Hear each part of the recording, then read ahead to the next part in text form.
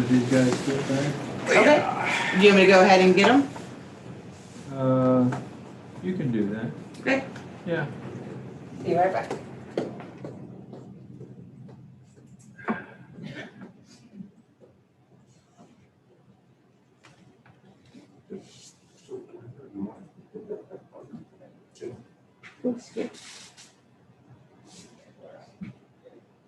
We're just missing Robert, correct?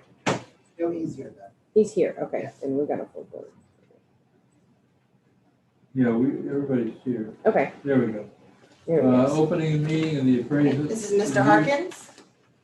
Good morning. Opening a meeting of the appraisal review board for Aransas County. It is June 23rd at 7:27. Do we have a quorum? Yes, we do. We have a quorum. We're open for protest. What? On the date, Wasn't listening. said 7:27. Oh. Did I say 7:27? Yeah. Oh, it's 8:27. Sorry. I got up when the lightning started. I don't know what time it is. We have a little administrivia to go through before we get to the meat of the matter. No problem. If you just hang with us. We'll have a couple of questions toward the end. We're opening a hearing on case number 2021-848, account 66653. This hearing is being recorded. What's our protest? Q1 and Q2. Q1, Q2, right?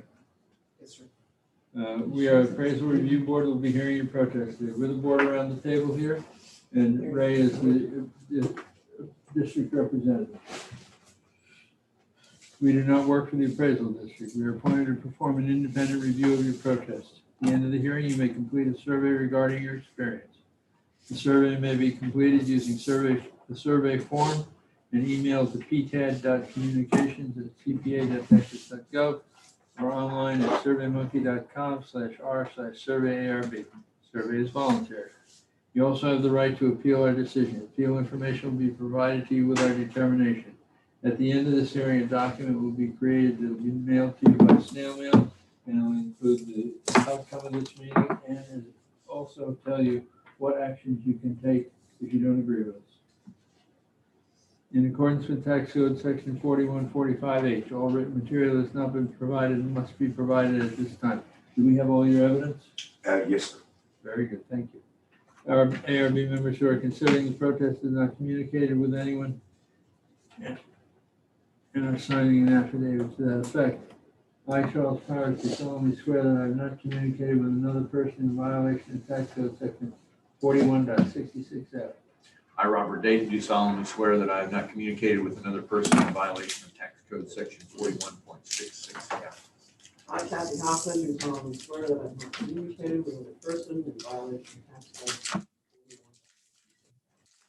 I, Bill Duffy, do solemnly swear that I have not communicated with another person in violation of tax code section 41.66F. I, Scott Wagner, do solemnly swear that I have not communicated with another person in violation of tax code section 41.66F. All testimony from all witnesses must be given under oath. That's your cue. I, William Harkins, do solemnly swear or affirm that the testimony I shall present to the appraisal review board is true and correct. I, Ray Bradley, do solemnly swear or affirm that the information I present to the appraisal review board is true and correct.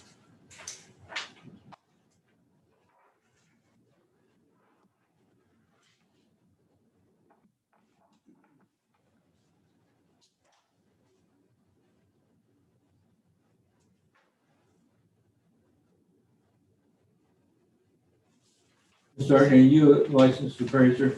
No, sir. Okay. Is that sheet of paper over there? I'm not sure, but I got one right here. Okay. This is the procedure we're going to use throughout the hearing, Okay. and you get to choose whether you go first or whether the district goes first. So we're going to do one property at a time. One property at a time. Do you prefer which property we use? We opened the hearing on 712 Moline Street. Okay. I'm fine with going first. Okay. You have 5 minutes. Okay. I provided to the board a map of that neighborhood, which is just 2 blocks back and 2 blocks over behind where we're currently located. And the house in question is 712 on Moline Street right there. So as I look at comparable properties, and I've tried to map out square foot living space as well as the land lot size, and there's not many my size other than to the left and to the right of our property in Moline, which all of those have gone up significantly only because the lot to the right of me sold at a ridiculous price that no one is going to pay that price for an 800 square foot home. I'm paying $182 a square foot on that living space. And I'm paying over $7 a square foot for that lot space. That's more than some people in Harbor Oaks are paying off the water per square foot of land space. So fair and equal taxation, I don't think is applying here because I'm being so overtaxed. I'm paying more per square living space in my home in Harbor, or less in Harbor Oaks than I am in that lot. It is not even equal. It's not even close to equal in value. Just because someone overpaid that moved in from wherever they're coming into Texas from, way overpaid on a building that just years ago was an $80,000 value. Now it's $172,000 value. No one is ever going to pay $172,000 for an 800 square foot home with a front porch with a crack house at the end of the street. No one's going to do it. The neighborhood is not that significant. This wasn't an investment property. It wasn't something to get rich on. It was just a rental property is all it was. So the ratio I'm paying per square living foot of space in Moline, all the houses that I have marked here, if you take the average square foot that they're paying for property tax on the living space, is $54.96. I'm paying $182. On the land area, I'm paying $7 when the average is $4.20. So I think being equal and uniform in taxation does not apply to either one of my properties, as you'll see in the next one we get there. But it just doesn't make any sense. All I have is a covered porch, that PC is covered porch. Everybody else has different amenities. The average taxation of those houses in the surrounding neighborhood is $94,700. I'm being taxed on $172,000.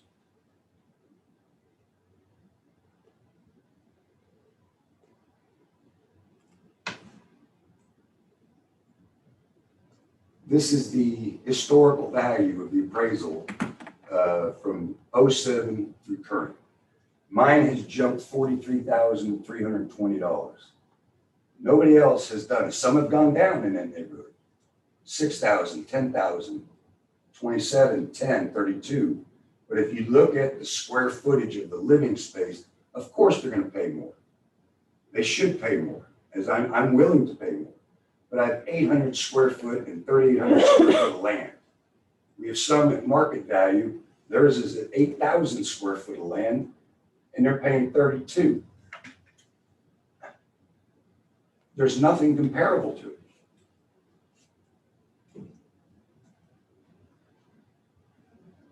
And the only ones that are being taxed the same rate that I am is the neighbor to the left and the neighbor to the right, because the one on the right sold that house for a ridiculous price that no one on those streets or in that neighborhood is ever going to get for those homes. Not in the next 5 or 6 years, ever.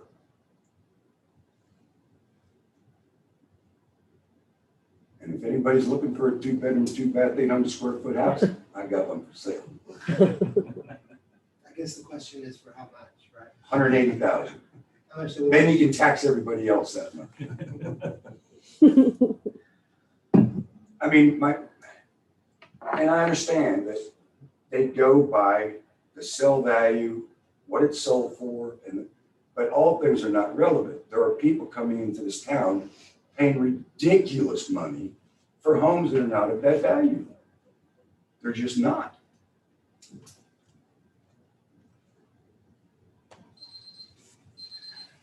Okay, you got more time later. So Ray, you got 2 minutes for cross-examination and then 5 minutes for your presentation. Yeah, I'll say a few things about in cross time. The subject properties lot is 3,800 square feet. So, so 3,800, it's 3,840, I think. Yes. 3,840 times $4.20 is a $16,000 lot. 3,840 times $7 is a $26,000 lot.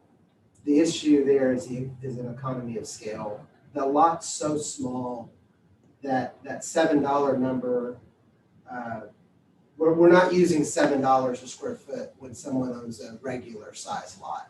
You know, even a small lot is 5,000 square feet, but this lot's 3,840.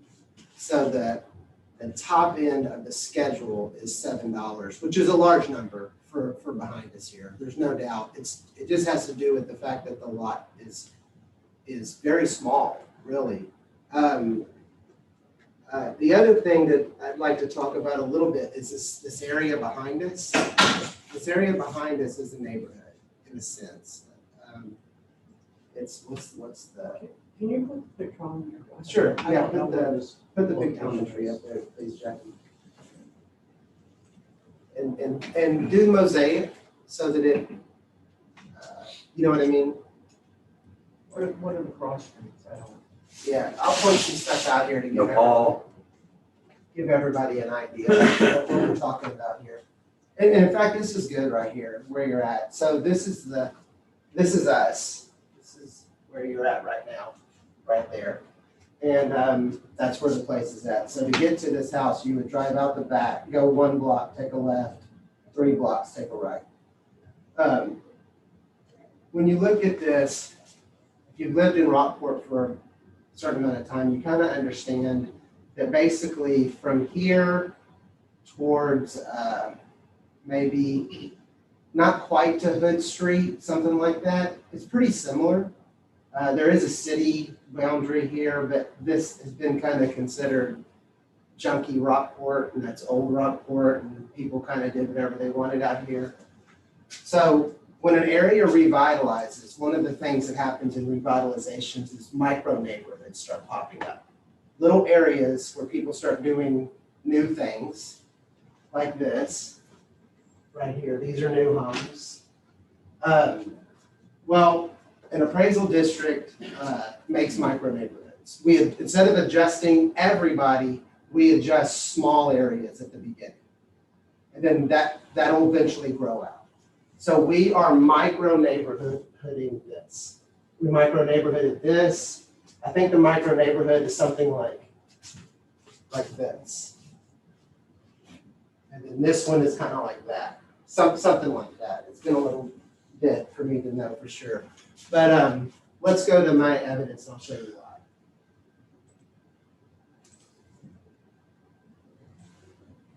All right, so this is the property card. It's on Moline. It is a very small house. It's 800 square feet. It is on a very small lot, and it's like a shotgun house, you know what I mean? It's just a rectangle, a porch on the front. So keep on going here, Jackie. We've looked at that already. Okay, this is the sales grid. We have 172 on it, median value 173. What is sold? He's at 712. Well, 710 Moline is sold twice. It's sold in 20 for 175. It's sold in 21 for 197. So the crazy person in 20 sold it to a crazy person in 21. Now go to the next comp. Comp number 3, 310 Moline. It's another small house. It's 1,000 square feet. No problem. Well, no, yeah, sorry, thank you. 310 Nopal, 1,000 square feet, sold for 208. That's 15142. Click back to Picto. That's this house right here. This house right here sold $200,000. This house here sold twice, 175 and 197 or something like that. Whatever, 190. 170, 190, 200. That's the micro neighborhood. So an appraisal district can't be, we can't have $90,000 on a sale of 175 or sell a 200 or sell a one, we just can't. So we create micro neighborhoods. So everything he's saying is correct. His price per square foot is higher. It just is, like, we're not dodging that one. Go down to equity, let's look, I haven't even looked. Our equity grid, it comes out the same, you guys can understand why it comes out to 172. I mean, look what we're comping. An 800 square foot house, an 800 square foot house, a 760 square foot house, and a 800 square foot house. It's almost like we're comping condos here. Everything's the same. I guess it's the same builder, it's just, I don't It's the know. exact same building. Yeah, he just built the same thing over and over again. So for us to get equity comps, we just clicked a button and the comps jumped into the grid. There was no work done here because they're just the same thing. Except for this one. This one's got a 2008, it's got a 10-year bump on it. Oh, it's the one that sold. It's the one that sold twice. So we've added some effective years to try to cushion the neighborhood adjustment. If you go back to the card, I want to show you guys something. I just want to be upfront about everything, right? We are pushing 85%, 1.85 into this number right here. That's what we're doing to get there. So it's 1.85 times 760. Let me see up there, Jackie. Gives you 145,710 plus 26. That's how we're doing it. That's appraisal work. That's how appraisal's done. At this point for us, it's just data. We got 1, 2, 3 cells in an area, 1,000 square foot or less. We're making a micro neighborhood and moving on. There's nothing left for us to do. And it would be our opinion that he sells his house for north of 170. And that we would just use those other 3 cells to say that's what you would get. That's it. Okay, Mr. Harkins, you have then 2 minutes for cross-examination and 2 minutes for rebuttal. The home on the Powell that you referred to, that's a brand new build. That is not an older building that's been there for 15 or 20 years. It's brand new. All new appliances, all new flooring, all new everything. The property we're talking about is not that. It's got normal flooring from 15 years ago, normal bathroom, normal fixtures. There's no special tile, there's no special fixtures in it. They're not comparable. The lot size in that neighborhood, as a comparison, right down the street on 702 North Gagon, that's 3,072 square feet, less than mine. Same neighborhood. It's paying $5 a square foot for land space, not the $7 that I'm paying. There is no one in that area. If you're going to make this micro neighborhood, then all, rising water floats all boats. So we ought to be comparable in equal value. What was that address again? That is 702 North Gagon. Okay. That's an 842 square foot home with a 3,072 foot lot space. Its total taxes are 71.8. Where mine are 94. Another one on 711 Gagon, 912 square feet. Property living space is, the land for that house is 8,000 square foot. But still less than what I'm paying for the 3,000. More than double the land space. Can we pull up the contest? Yeah, The two properties no, on it's that still his time.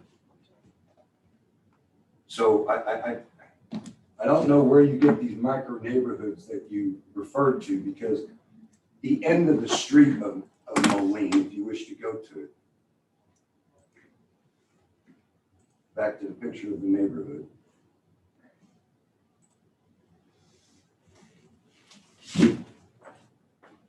Up to about 8 months ago, this was a crack house that they finally shut down and ran out of town. Gunfire and all kinds of activities happen on that street all the time. A very good friend of mine owns these 2 properties right here. and has to deal with it all the time. My residents that rent from me have to deal with it all the time. So how this got incorporated in some new micro neighborhood when both buildings are now abandoned and have been for over a year is beyond me. Much larger living space, much larger lot. They're vacant, yes, but taxed way less than what ours is. Where are the gag on houses that you're describing? We'd have to go back to the map that I provided.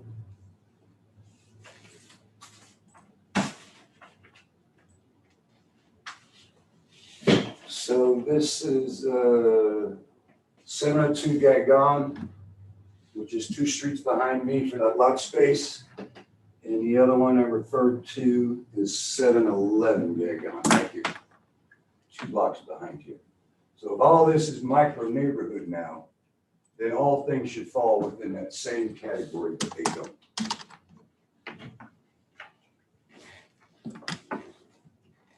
That's all.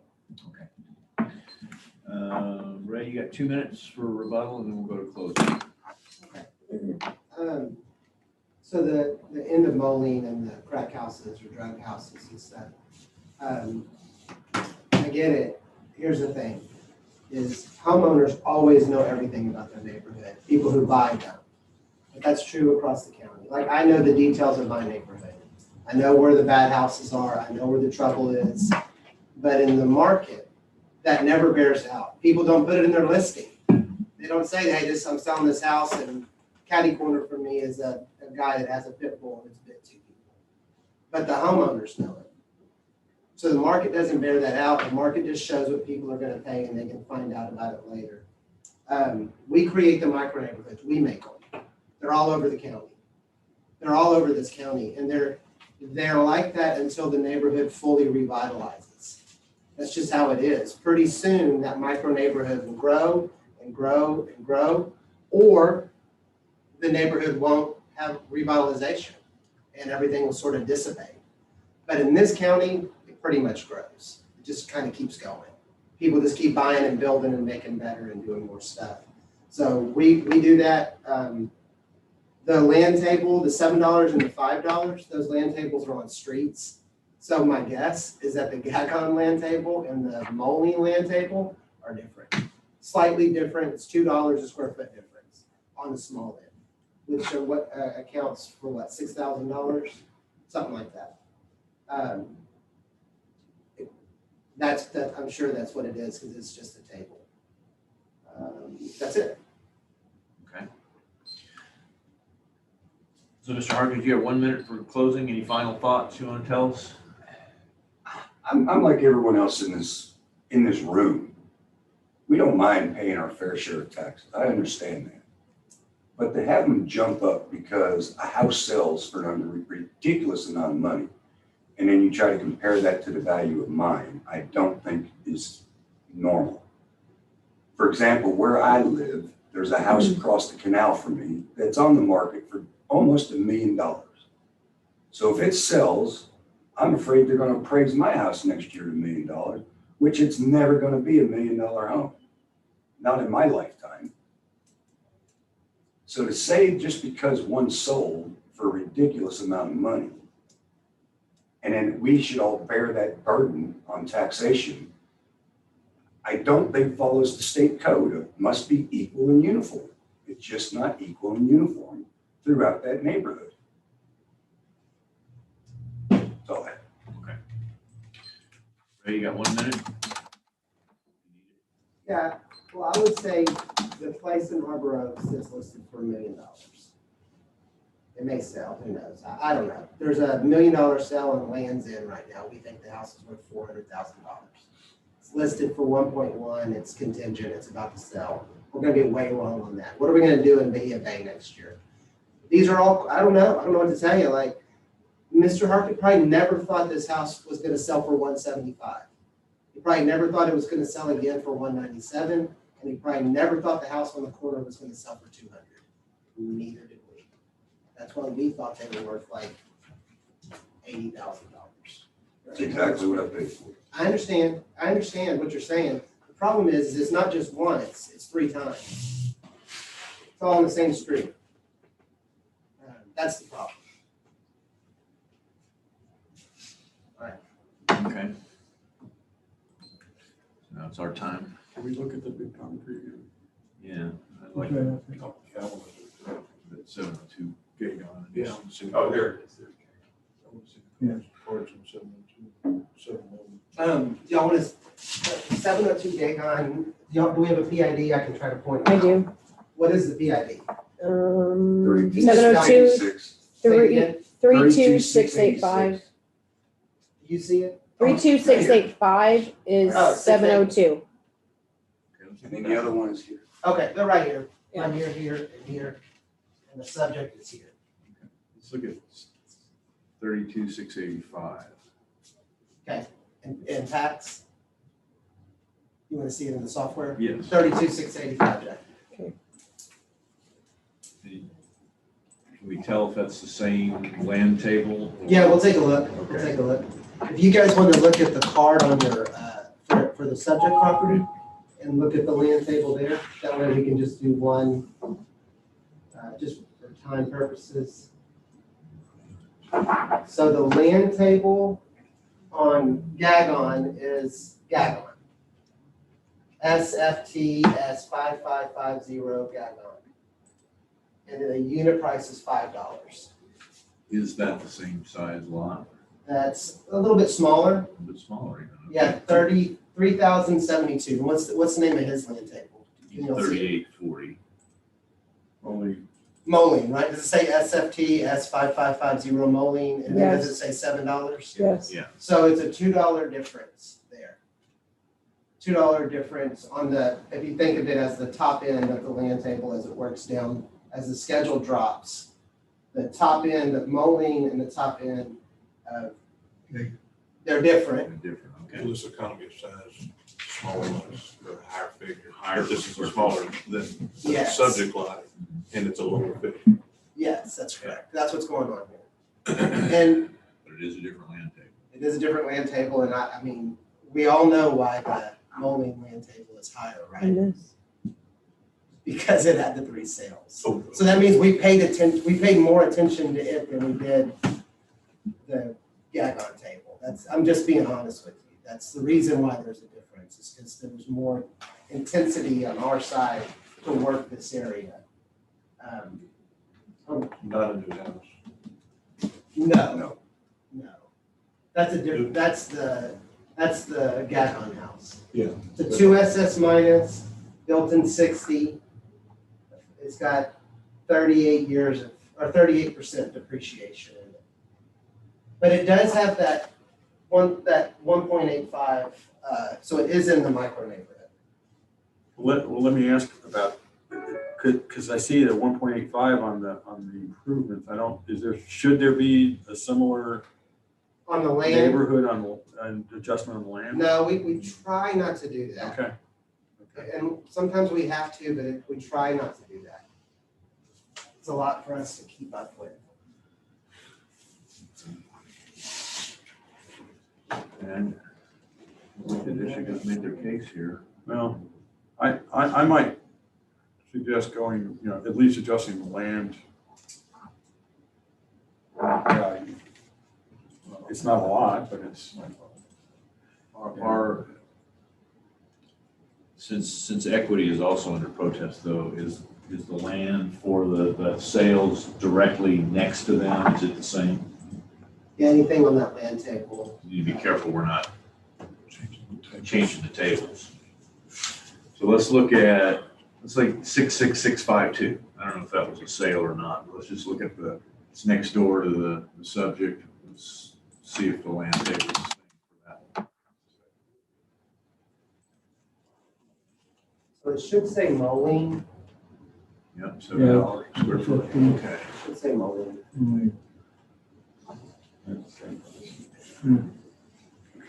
Okay, Remember that? Okay. Bill? I wouldn't listen to that now. Seems like the district has made their case here. I don't agree with it, but, well, the values jumping that. significantly in a short amount of time. Not much you can do about it based on market, based on equity. So what we're saying is if you put your house on the market, you would get the 175, probably. Yeah. 75, maybe more. Most people don't put their house on the market. Right. That's the problem. Yeah. I like the- Yeah, well, but that's the realization is people move here from someplace else and they see a bargain compared to where they came from. And all of a sudden, It does, sir, it does increase the value of your property because if you were to go to sell it, and your realtor would pull up the comps in that area and find the same thing that we just presented, or the district just presented, meaning that your house would sell for probably It's only 3 homes that are being taxed at that same rate. Not the neighborhood. 3 homes, the one to the left and the one to the right. Okay, I missed that. It's not So, comparable on the map. to the whole neighborhood. What's the one? It's these 3 right here. Yeah. That are all paying the same price, same lot size, same square footage, same builder. well, let's look at the, But they are not comparable to anything else in the neighborhood that let's I look have at on the sheet. 15,142.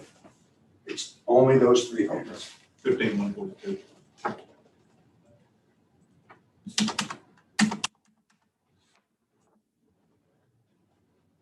That's the new build. That's accounted for those, sir, in $7. depreciation. $7, yeah. It is the same. Is it the same? It's the Yeah, same. same. What's the improvement?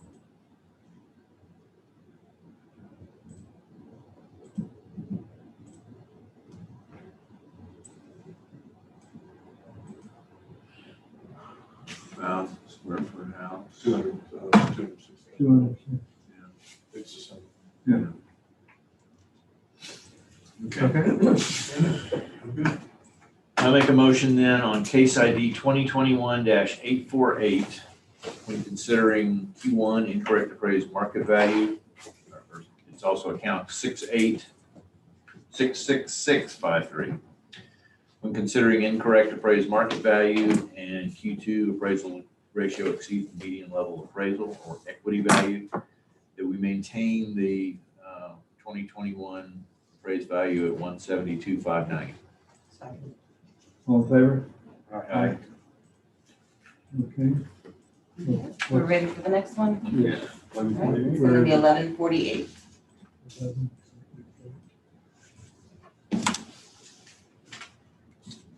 Got it.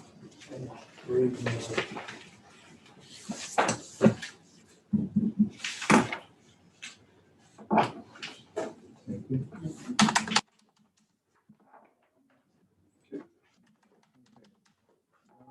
Have for purpose.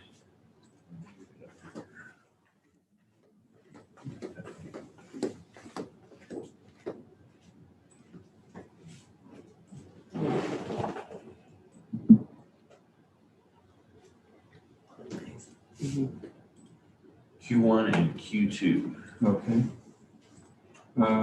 We'll forego the script. This is a repeat customer. Our members who are considering the protest have not communicated with anyone about the protest or signing an affidavit to that effect. I, Charles Powers, do solemnly swear I have not communicated with another person in violation of tax code section 41.66. I, Robert Dayton, do solemnly swear that I have not communicated with another person in violation of tax code section 41.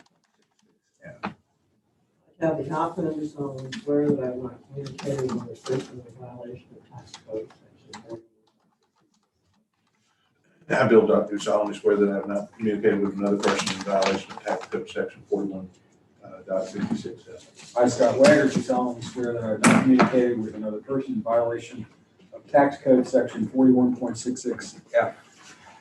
All testimony from all witnesses must be given under oath. I, William Harkins, do solemnly swear or affirm that the testimony I shall present to the appraisal review board is true and correct. Right. I request that you solemnly swear from the testimony I shall present to the appraisal review board is true and correct. Would you like Ray to go first or you go first? I'm fine. Okay. This is basically the same argument that I had on the first. Is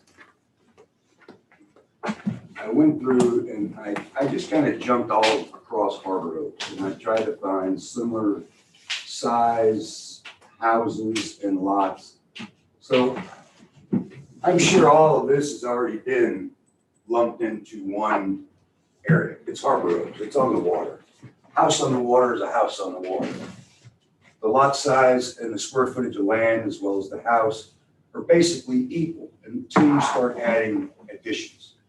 So on this property, they've jumped me up $87,000 from 2020 to 2021. I've done 0 improvements on this. So now they're basing it all on market value. So I go back. That's what I look at every day since Harvey across the street from my home. Fenced in rat hole that's rat infested, mold and mildew. And if they think my house went up $87,000 with that sitting across the street, I'm not sure how they came up with that. We've complained and complained and complained, and the Harbor Oaks Association does nothing. They say they can't do anything. We understand it's sold, but it hasn't had anything done to it. Since Harvey, that's how it's looked. To this day, I still have blue lid coming off the tarps that fly into our yard that are still scraps sitting up on the roof up there.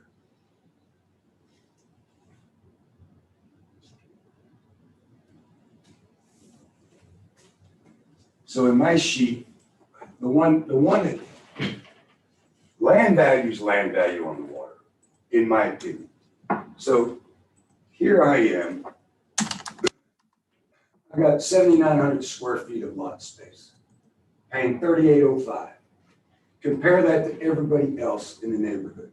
On my same street, at the end of the street, 2206, 16,000 square foot of land space.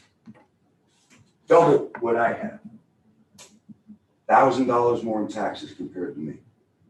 Double the land space. And the house, 3,400 square feet. For 2,400, 265 versus 242. I'm paying $23,000 more. And this home has so many more additions to it than mine does. Swimming pool, decking, boat lift, everything. Water dock, all. So again, I go back to equal and uniform. There's nothing equal and uniform in this subdivision. They are all over the map. And all of these that have WF are all waterfront. These are all on the water. I have one right across the street on Fulton Bay, 2,700 square foot, $75,000 on the bay. Are you on a canal? I'm on a canal.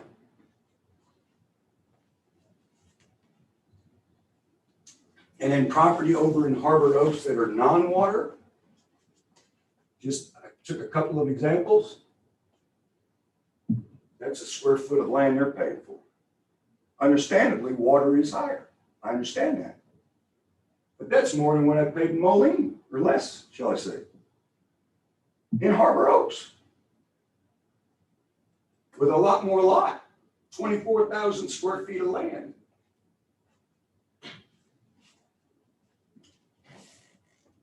Again, I go back to equal. It's not. It's not uniform. And I've done 0 improvements on that house other than what we recovered from Harvey. And those are normal maintenance repairs that are not go toward your improvements. It's all replacement in kind.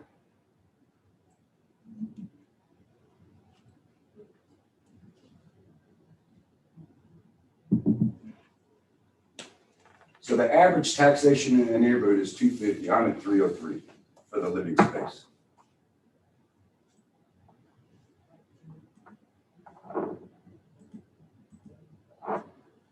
Some in the neighborhood, 23,000, it went up 22,000, 2,000, 17, some went negative, 60. Mine, $87,900 increase. Okay, Randy, you have 2 minutes for cross-examination and then 5 minutes for your presentation. Mr. Hawkins, on your spreadsheet there, where does it show the increase from one year to the next? Which column? Mine is right here at the bottom. So here was the 2020 tax. And then here's the 2021 tax. And then here's the delta of that change on the comparable properties. Oh, okay, hold on.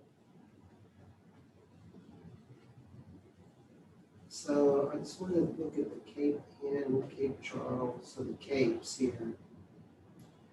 How much did the other properties change? So Delton changed 23, 22, and 2, right? On Cape Ann, Cape Cape McCann. Charles, Cape McCann, So 23, 22, 2, and 17 were the change yes, on those 4 properties. yes. So I mean, I'm just trusting that data is correct. Yours went up 87. Correct. So Jackie, I want to see the 2020 card on this account. Okay. 66930. I haven't seen it. I want to take a look.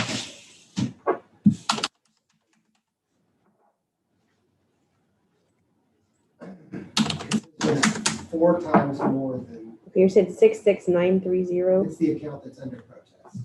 Okay. 20274. Oh, did I say the wrong one? Yeah, sorry. Okay, gotcha. Okay, So we need to look at last year for a second here.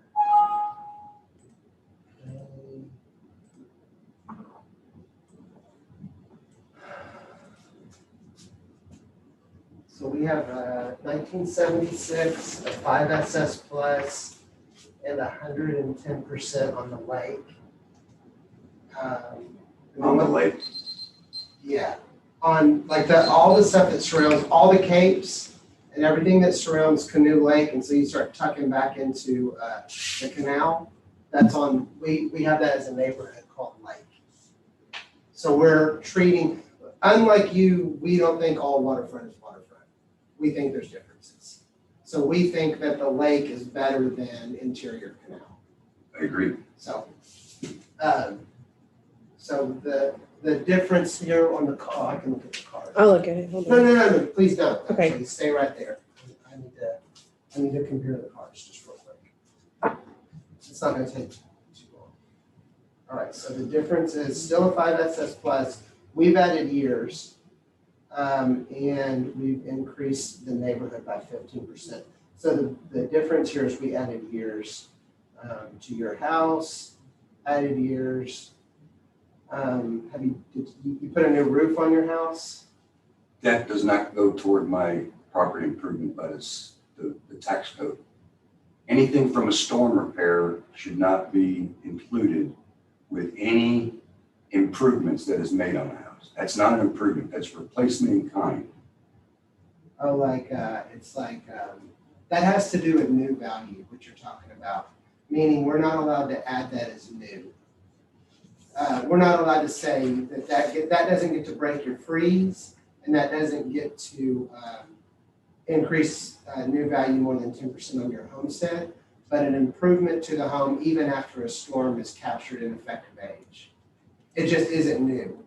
Well, That's the difference. it doesn't include repairs or ordinary maintenance of an existing structure. No, it does. Like new ordinary maintenance, like painting, maybe. Not according to the tax code. No, that has to do with new value, and that has to do with breaking your freeze if you're over 65. I don't know if you have an exemption on here or not. You have your homestead, but you're not over 65. No.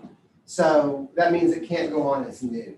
But an appraisal district is still going to change the effective age based on new roof, new windows, if we think there's been a remodeling event, even if there's a storm. That still happens. It just doesn't get to be new. Well, that's Not debatable. according to the tax code. No, the tax code there is not saying that an appraisal district is limited by the 10% and by breaking your freeze with new value. for you putting windows in or something like that because of a hurricane. But You've increased mine 49%. that's correct, that's correct. All that's correct, yes. Let me go to my evidence. About 2.5 minutes. Yeah, I'm gonna be real quick here. We've discussed this on in, so yeah, everybody knows where we're at now.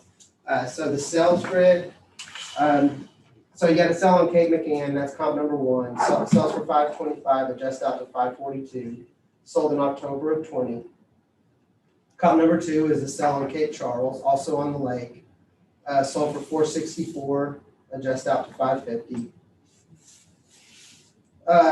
Sell on Cape Charles on the lake, sells for $575.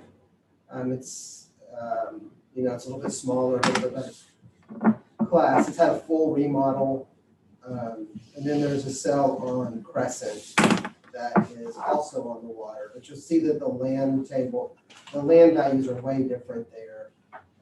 Crescent's not as good. And that gives you an indicated value of $566. It's showing up for $3,000 high on the subject property. On equity, there's McCann, Cape Ann, and Cape Ann. There's 3 equity comps. They're class 6, and class 5. And they are all pretty close to the same square footage, plus or minus 100 square feet. Gives a value of $577. So by our market value, it says we're $3,000 high. So I can stop there and we can keep going. Okay, you done? All right. Mr. Harkins, you have 2 minutes for cross-examination and 2 minutes for rebuttal, so I'll give you 4 minutes on the timer. Not sure how these compare because of the sell values. Again, my concern now is when the one at the end across from you sells, if it goes for close to $1 million, then I'm gonna be going through this all over again. But I keep going back to the same thing that the Texas tax code says, that it has to be equal and uniform.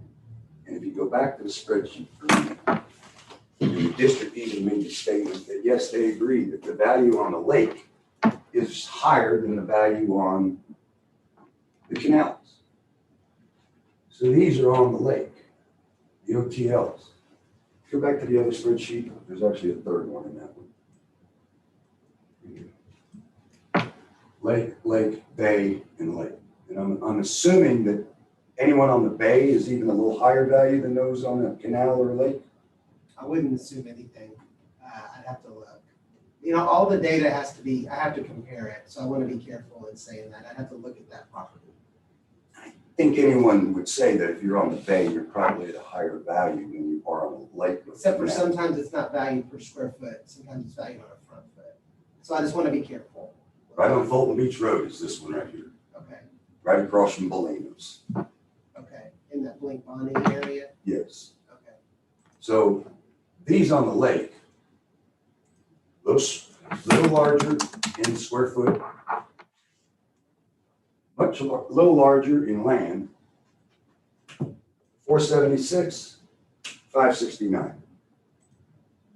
So somehow the canal is up higher than the lake view when we said that the property on the lake is viewed differently than those on the canal. Same with this one here. Taxes on the property, it's smaller, 21 square feet, it's 300, but much lower than mine. But their lot size on the lake is larger than mine and disproportionately taxed on the lake. So if the lake carries a higher value than the canal does, then my taxes should be adjusted to reflect some of that.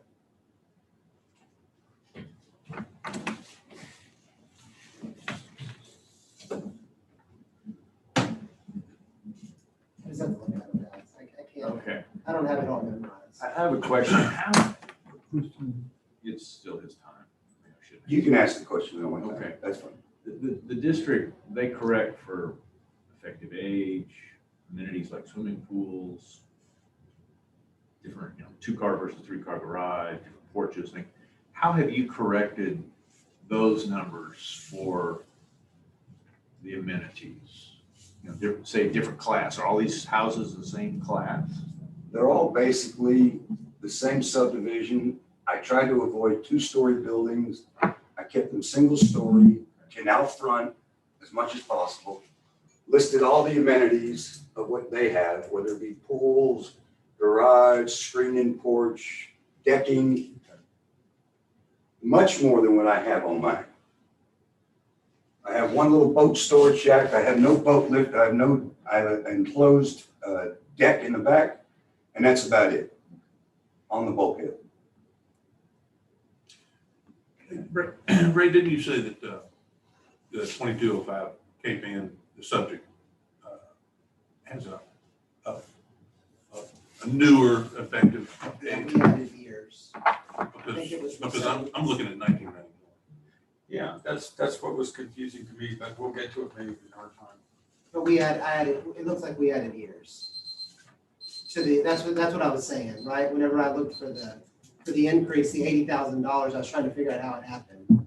And I wanted to make sure there wasn't an ARB decision or something like that in there that was making this, math not work. But it looks like the appraisal district added, what's 76 and 91, is that 15? 15 years. We added 15, which is gonna be it's gonna be a bunch of value. It's probably When you 40. say you added years, So we added years because we believe there was a remodel event to your house. you believe. That's correct. All I had was a roof put on and the fence replaced after Harvey. Okay. Yeah, so I'm just telling you, There's no remodel. okay, did you have new windows? I had one window replaced. Okay, I mean, we added 15 years. We typically Still add- 30 years old. 30-year-old house. Still 30 years old. Yes. That's fine. I mean, that's what we're here for. We're gonna add years for a new roof. We're gonna In add- 75, it was down in the 50s. Okay, that's an explanation for a lot of our. Yeah, right, and that's what I was gonna want to question when there's all time. You got 2 minutes. So it's always difficult for me to do this part here. If you'll go back to his evidence, I don't like this about the property tax world or appraisal in general. One thing you'll notice when you look at a fee appraiser, they never have the data. They just say this, this, and this, and it's worth this, because they don't want to get into this part. But there's no way for me to know how this math was done. There's no way for me to know if you're subtracting the land, dividing the whole improvement by, all the improvement value by the living area. Because if you are, then the depreciation factors are being taken account for, the class isn't being taken account for, the porches, the pools, the garage, none of that's being taken accounted for, which is not your problem. That's the way everybody in the world does it, except for the people in this office. We itemize everything.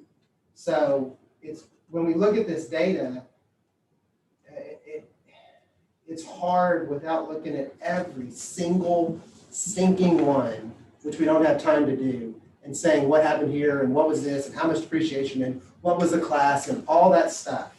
So it's easier for the appraisal district to say, our market value proved 566. We added 15 years because we believe there was a remodeling event. Is it possible that there was a 10-year effective age instead of a 15-year effective age? From talking with the homeowner, that's completely possible. Are we gonna add years when there's a new roof? The answer is yes. Are we gonna add years if we think there's a remodel event? The answer again is yes. Every time we're gonna do it. Are we gonna do something if that house sells for $1 million across the street? The answer is yes. Every time. Is he gonna be back next year? The answer is probably yes. All those are yeses. There's no way around it. Okay, Mr. Hart, you have 1 minute to close. I will just close with, I understand how the process goes, but because someone is not willing to do their due diligence, I should not be held accountable for their inactive and their ill approach to how they're taxing me and how they're really drilling down to see what improvements have been made and haven't been made. I've had many people in that neighborhood, beautiful pool, beautiful fences. They had the same roof put on, yet theirs did not jump like mine jumped. Everybody in the neighborhood had a new roof put on. So I'm assuming everyone's age went up 15 years, just like mine did. There's not a house in that neighborhood didn't get a new roof and a new fence and a new garage door and maybe a broken window or two.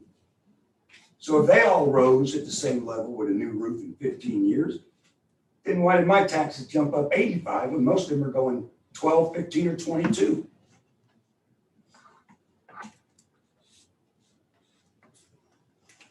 I close. Ray, you got 1 minute? In closing, I would reiterate that the only way to do that is for us to look at the property and see, if there was a new roof, did we put 10 years? There's nothing that I'm interested in hiding. We can look at any account he wants to look at or y'all want to look at. The only thing holding us back is time. That's it. I got a question about depreciation. Yeah, can we look at the 2020 card again, Jackie?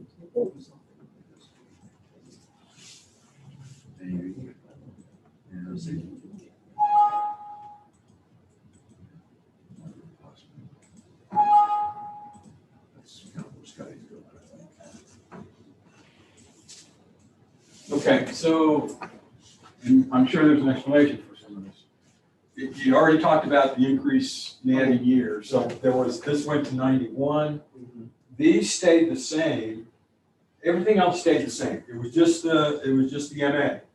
Now, the other thing I noticed is these depreciations are now shown at 75% versus 57%. And what would have driven that kind of change? Just the addition of years? That's what changes that number. Okay, So the addition of years changes the depreciation. across all the elements. Another way to think about effective age change is to think about reverse depreciation. In other words, that's what effective age is really saying. Effective age is really saying it's not depreciated as much because you've made some of the old better.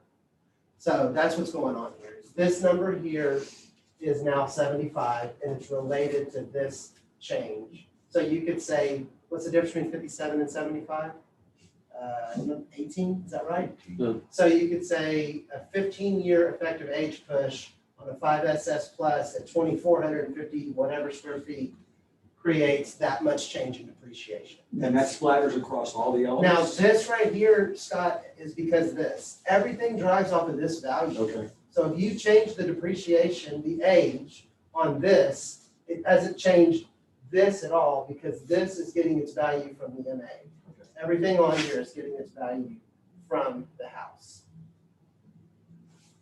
And the class of the house and the age of the house and so on. So even though you didn't change the effective year.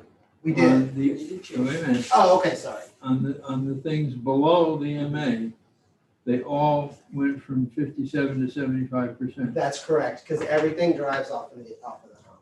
That's where the value's at. Nobody is concerned about how much the porch costs. And to be honest, if someone, for example, if someone changes windows in their house, that's where the event happened. It didn't happen here, it happened at the house level or something. If we were to change the effective year, how would that affect the value? If you decide that you want to change, well, what I think the answer to this is you guys don't change the effective year, but you just tell us that we're wrong, and then we change the value if you think we're wrong in what we did. Because the effective year, the opinion of the effective year is like a class. It's really, that's our. I think maybe where Kathy was headed though is that we don't know what the value change is going to be. Then you can ask, then we can do that Just to iteration in the see where it's software, gonna right? But at the end of the day, we're going to put our data back in and just go straight to your number. That's fine. Yeah. That's fine. Is that right? Can we look and see how it would affect it? Yes. Want to pick a number? 10 years off. He really didn't do anything other than replace the roof. Oh, very Last finish was not. It's not a major remodel, it's It's not a remodel, it's just stopping a leak. Keep the house in condition that it was supposed to be in. There it is. A roof, Jeez. 10 years. a roof isn't a remodel. 81? Yeah. You said 10 years. Yeah. 81. Let's try that. Yeah. This is so scientific. You realize.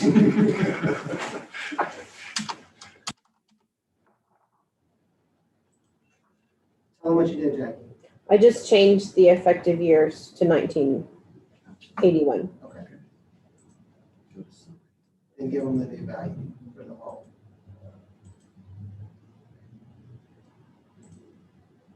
$519,580. What is it? Sorry? $519,580. Put it back. Okay. Is that what you wanted to see, Ken? Is that what you wanted to see? That's what I wanted to say, yeah. How much would affect that cost? Are you So- okay with that? I'm fine. I'm good with that number. It takes into consideration economic obsolescence from looking at a disaster across the street. Yeah, and I'm still, Forgot about that. I don't know if it requires a crawling into this stuff. It still doesn't, it's still in my mind is weird that, go back to his spreadsheet for a second. The difference with the 83 versus, yeah, so you had 23, 22, 2, and 17, just the first couple, right? As compared to 87. I mean, that kind of jumps out at me. Are you And- asking me? Well, yeah, and that's what I'm saying is can we figure out what drove that difference? Even at a higher level, right? That's a lot. Let's bring this down. Remember, If we bring this down to this, it's not a house. Remember one thing. We could just as easily put 4 comps in here that went the other way. Yeah. So that's the way this works. Is there could be 4 comps that go the other direction also. It's just 4 comps out of the whole.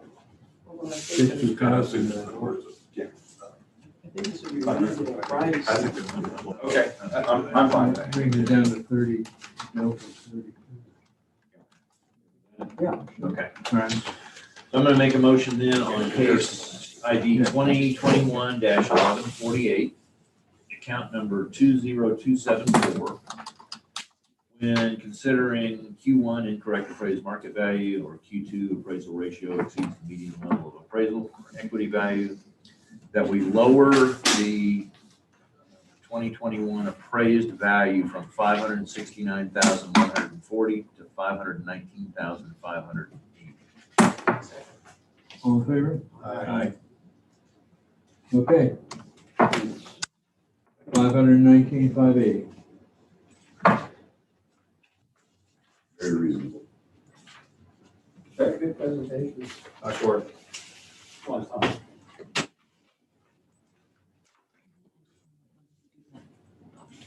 Okay. How many people away? The next guy, he has 4 counts, 20 errors. Okay. We're gonna start with the Taking a 114, quick break? I'll be back in 2 because seconds. he has 2 other people with him on that one, and then I'll do the rest of them. Okay.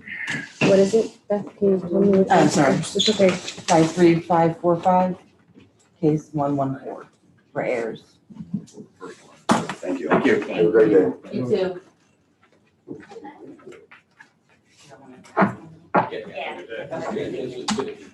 Okay, yeah. I just let them know that we're at full time. So, moving forward, we have, full docket at 8:30. We had 3 individuals out there. One of them has 4 different accounts. And then you have 2 pulls, and then one of the 10s just walked in. So it's gonna be busy all morning. We were gonna ask you this question before. I guess Mr. Wagger is not here. But we do have a request, and we've been going Monday through Thursday for most of the year. July 20th is a very important deadline date for us as far as submission of the appraisal records. And for that, the ARB would have had to have heard at least 95% of all of the hearings, 95% of the value that's attributed. It doesn't have anything to do with market value other than the fact that you just need to hear the case.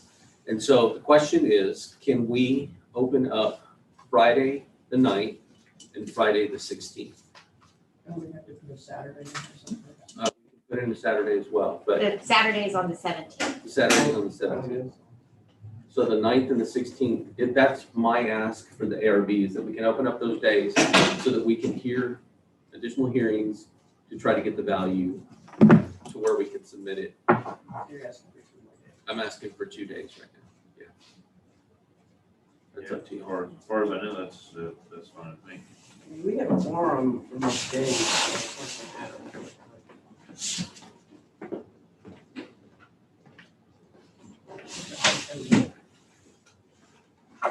Yeah, you should put it to, like you should do. Yeah. Mr. Wagner, we're, having a discussion about, opening up 2 more days. We've been going Monday through Thursday. It's important, on the 20th of July, it's important that we have the ARB record submission. And 95%, it looks like we're bumping up against that limitation. And so I'd like to ask the board if you would consider opening up Friday the 9th and Friday the 16th. Just what you want to do. I'm not You doing can put it to a vote or? Yeah, when we go. Okay.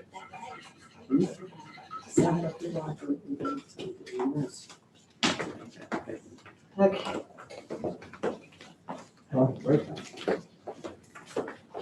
Did they say yes? Well, they said they were gonna wait on everybody, so, so you can put it to a vote. There's only 3. The 9th of July, 16th of July. They're both Fridays. Standing here on my heels and I'm 35. But in my world, I'm. Yeah, for sure.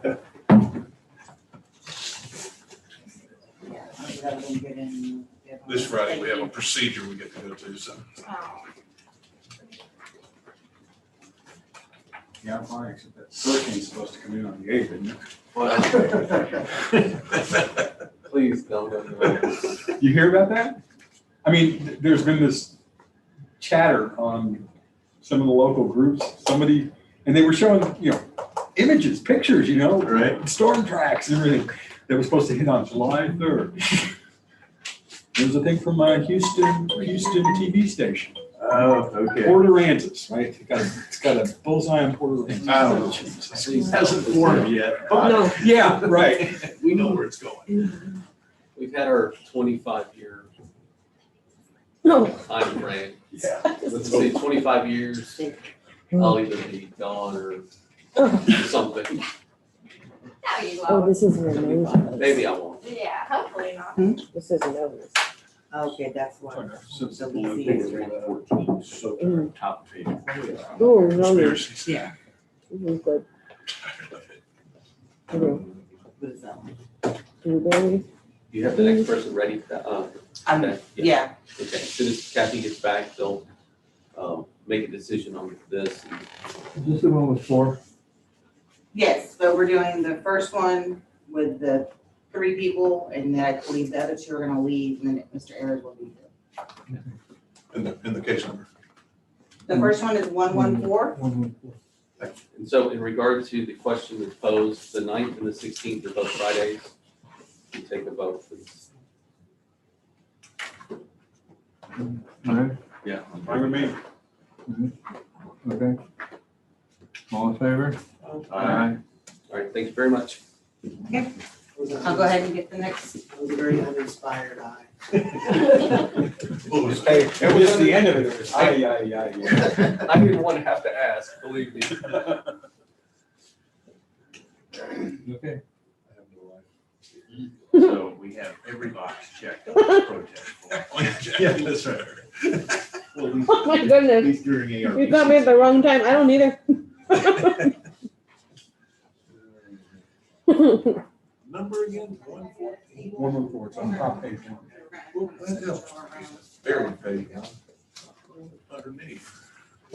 Don't do that. Okay. Organization program.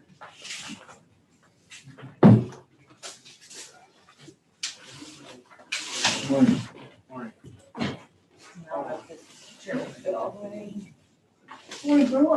Hi, buddy.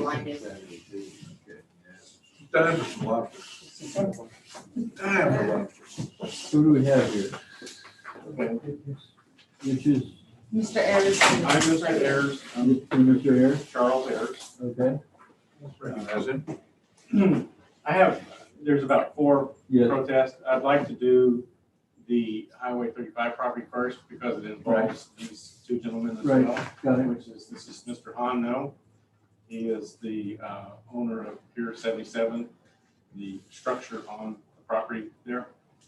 And then half owner of the land is Mr. James Johnson. Okay, are you all going to speak? Yes.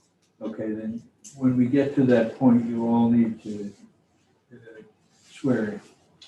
Okay? So my request is that we do that property first and then they can leave. Right, Okay. we're gonna do that. Yes, I agree. We're okay with that. We're opening a hearing on case ID 2021-114, account 63545, and this is the Highway 35 property. This hearing is being recorded. What? We have Q1, Q2, and all other protests that are through 12. Okay. We have the appraisal review board that will be hearing your protest today. The board is at the table. Ray represents the district. We do not work for the appraisal district. We are appointed to perform an independent review of your protest. At the end of the hearing, you may complete a survey regarding your experience. The survey may be completed using survey form mail and emailed to ptad.communications@cpa.texas.gov or online at surveymonkey.com/r/surveyarb. The survey is voluntary. You also have the right to appeal our decision. Appeal information will be provided to you with our documentation, with our determination.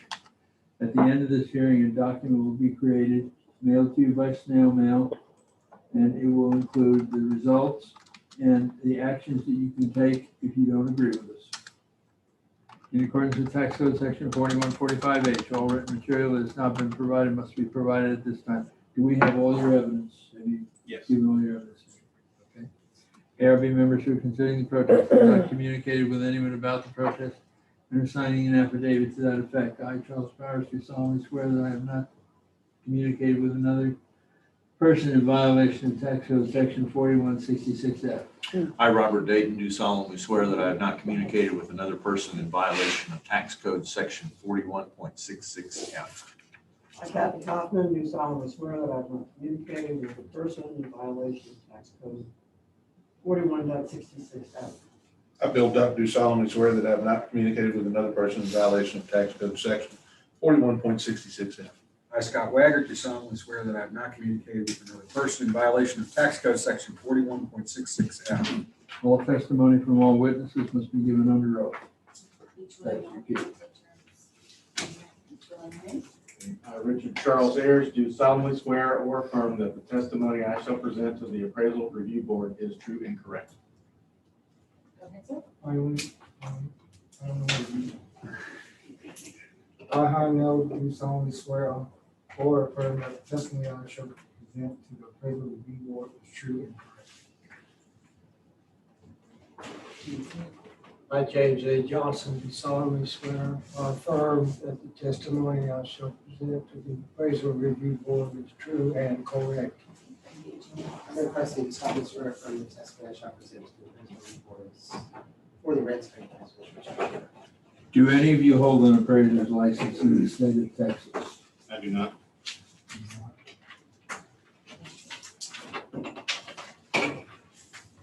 On the table, right there is, on that sheet, is the procedure that we'll use throughout the hearing.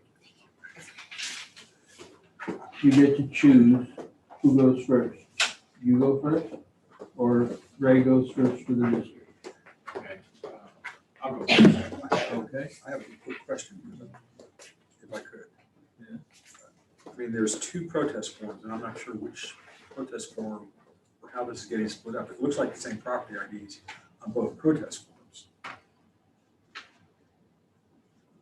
There is, Undivided Mr. Johnson turned in a protest form, I believe.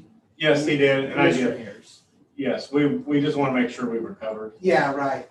And you Undivided clicked every single box. Exactly. So you're covered. Yeah, I'm covered. I mean, you're covered. So we're good. Yeah, that's all I did. And you're the owner of the real property is in your name? Yes, both. Yes. Did both Johnson y'all's and I. names? Did I Yes. miss that part? It's in both our names. Okay, fair enough. Okay. Yeah, we're good to go. You have 5 minutes. Okay, the reason for my protest primarily is that the improvements burned earlier in the year, and the property is still under, the improvement is still under reconstruction. And so basically I'm saying it's not at that value because it burned. And so I'm not sure what recourse we have in a situation like this. Mr. Hahn can explain maybe when it's going to be completed. When it'll be, I don't recall exactly when it was damaged, but it was beginning of the year. But that's what I'm looking for, is basically a reduction in the value because the property did burn. It's the Pier 77 restaurant you might be familiar with. But it was after January 1, correct? Yes, correct. Burn on March the 1st, March April the 1st. April 1st, okay.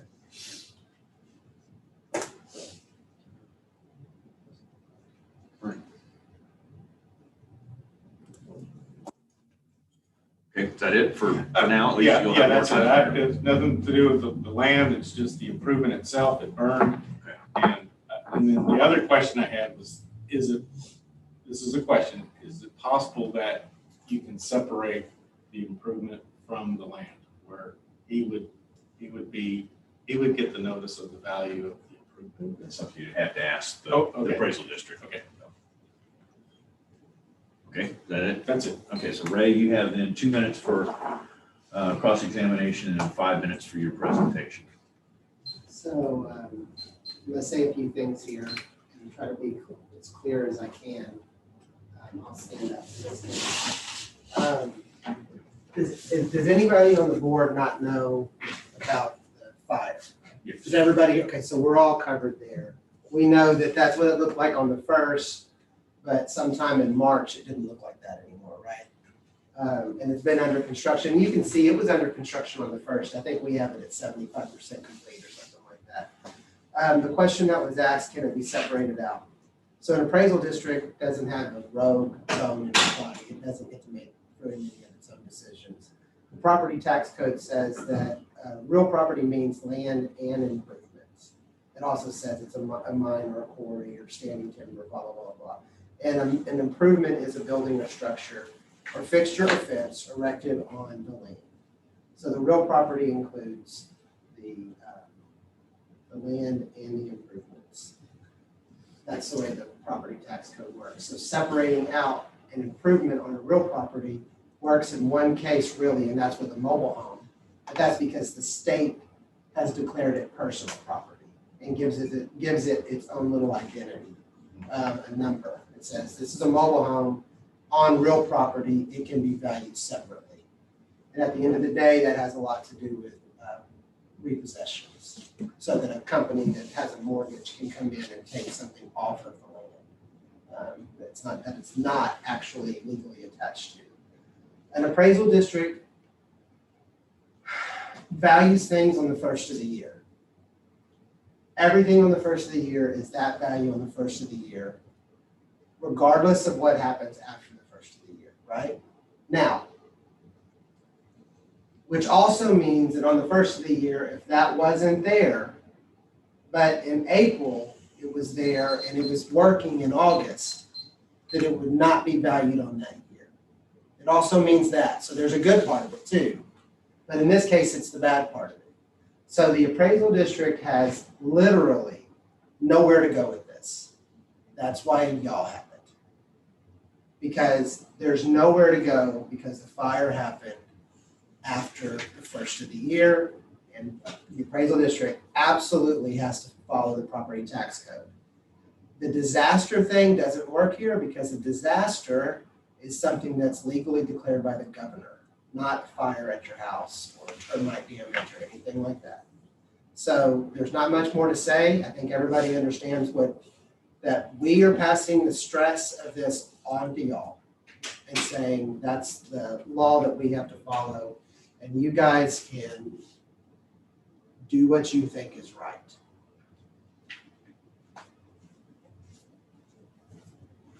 That's the end of your presentation then? That's it. Okay.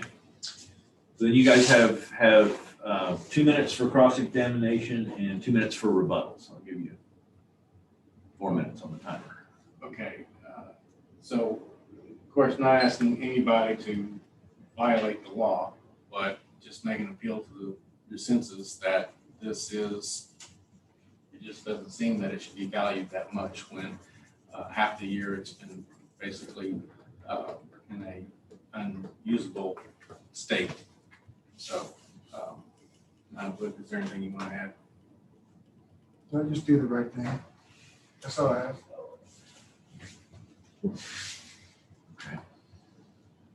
Oh, that's it? Okay.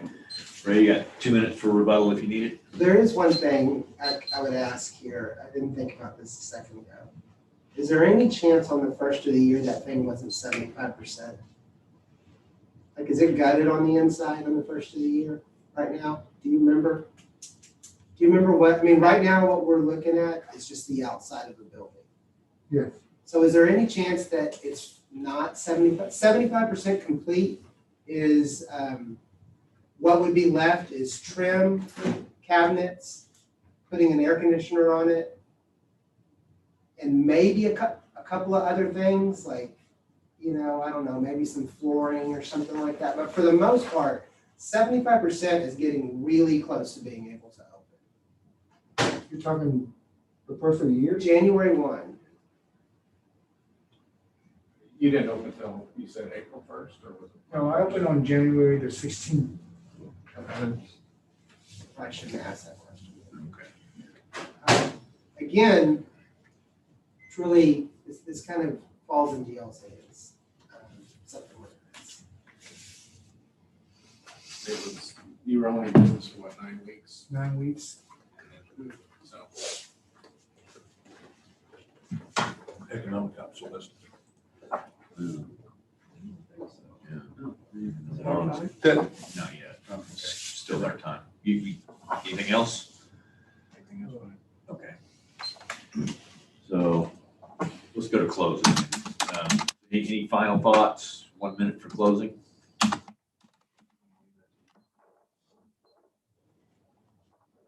I don't know. They went first. I can say this. I don't seek any sympathy from no one. I don't want nobody to feel sorry for me.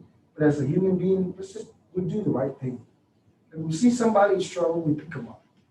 As a human being. I do that on my part.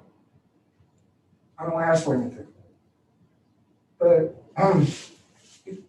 beside laws and borders that we have to cross and we get our feet wet into it, the human being aspect, you know, when you do something good for someone, you know, that person years later, what you get for the other person, or his grandkids. That's all I ask. But don't get me wrong, I'll ask for sympathy. I don't want it. But another thing too, you know, when this ordeal is not has nothing to do with this, I was telling Chuck. I had it for 9 weeks. I had to re-permit every single thing, re-engineer and pay for every single permit on this building. They didn't, City of Fulton didn't do the right thing. They did not do the right thing. I didn't ask for the simple, but to do the right thing is to clear me of that. It's only had it for 9 weeks. Okay. All right. That's my. You Ray? I don't like any of this. In closing. Yeah, you know, I was trying to wrestle with, you know, the difference between a home being complete and a restaurant being complete, and just looking for anything I can grab onto. I'm just not really sure. In closing, the district would say that the district just has to follow the January 1 appraisal date. Even wrong or right, that's not really a luxury we get to really deal with.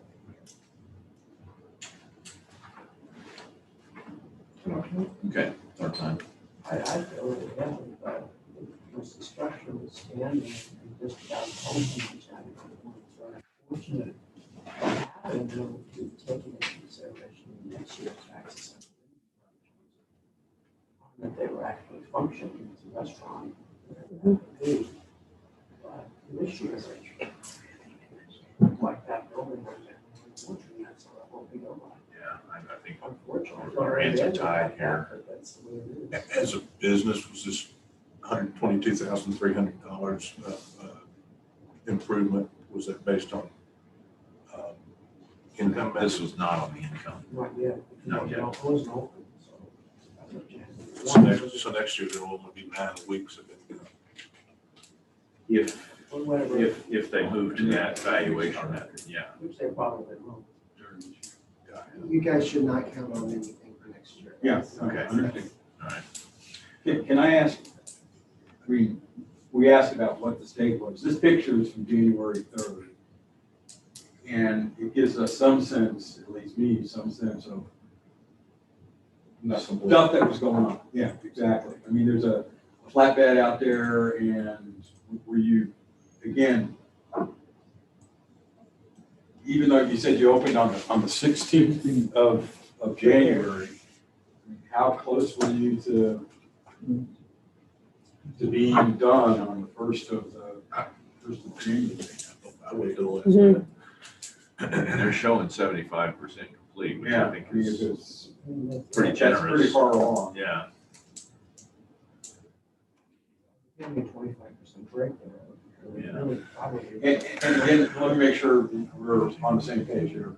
When does all the kitchen equipment get delivered? They got delivered the last minute of that. After the first. Oh, yeah, after the kitchen equipment. 75%. Yeah, Or 60? No, it was Say 75, they're, yeah, they were virtually ready to go. I don't see that there's much we can do here. I wish we could. Yeah. I don't see any loopholes to get into. No. Plus again, the point I was gonna make is the effect of the disaster, right? The cost of the fire, I think would be, you would observe it more in next year's appraisal. Because what you're being appraised on is the state of the property as of the first of the year, January 20, 2020, 2021. Confused everybody there. So even though your fire happened after the first, you're gonna see some effect of that. in the next appraisal.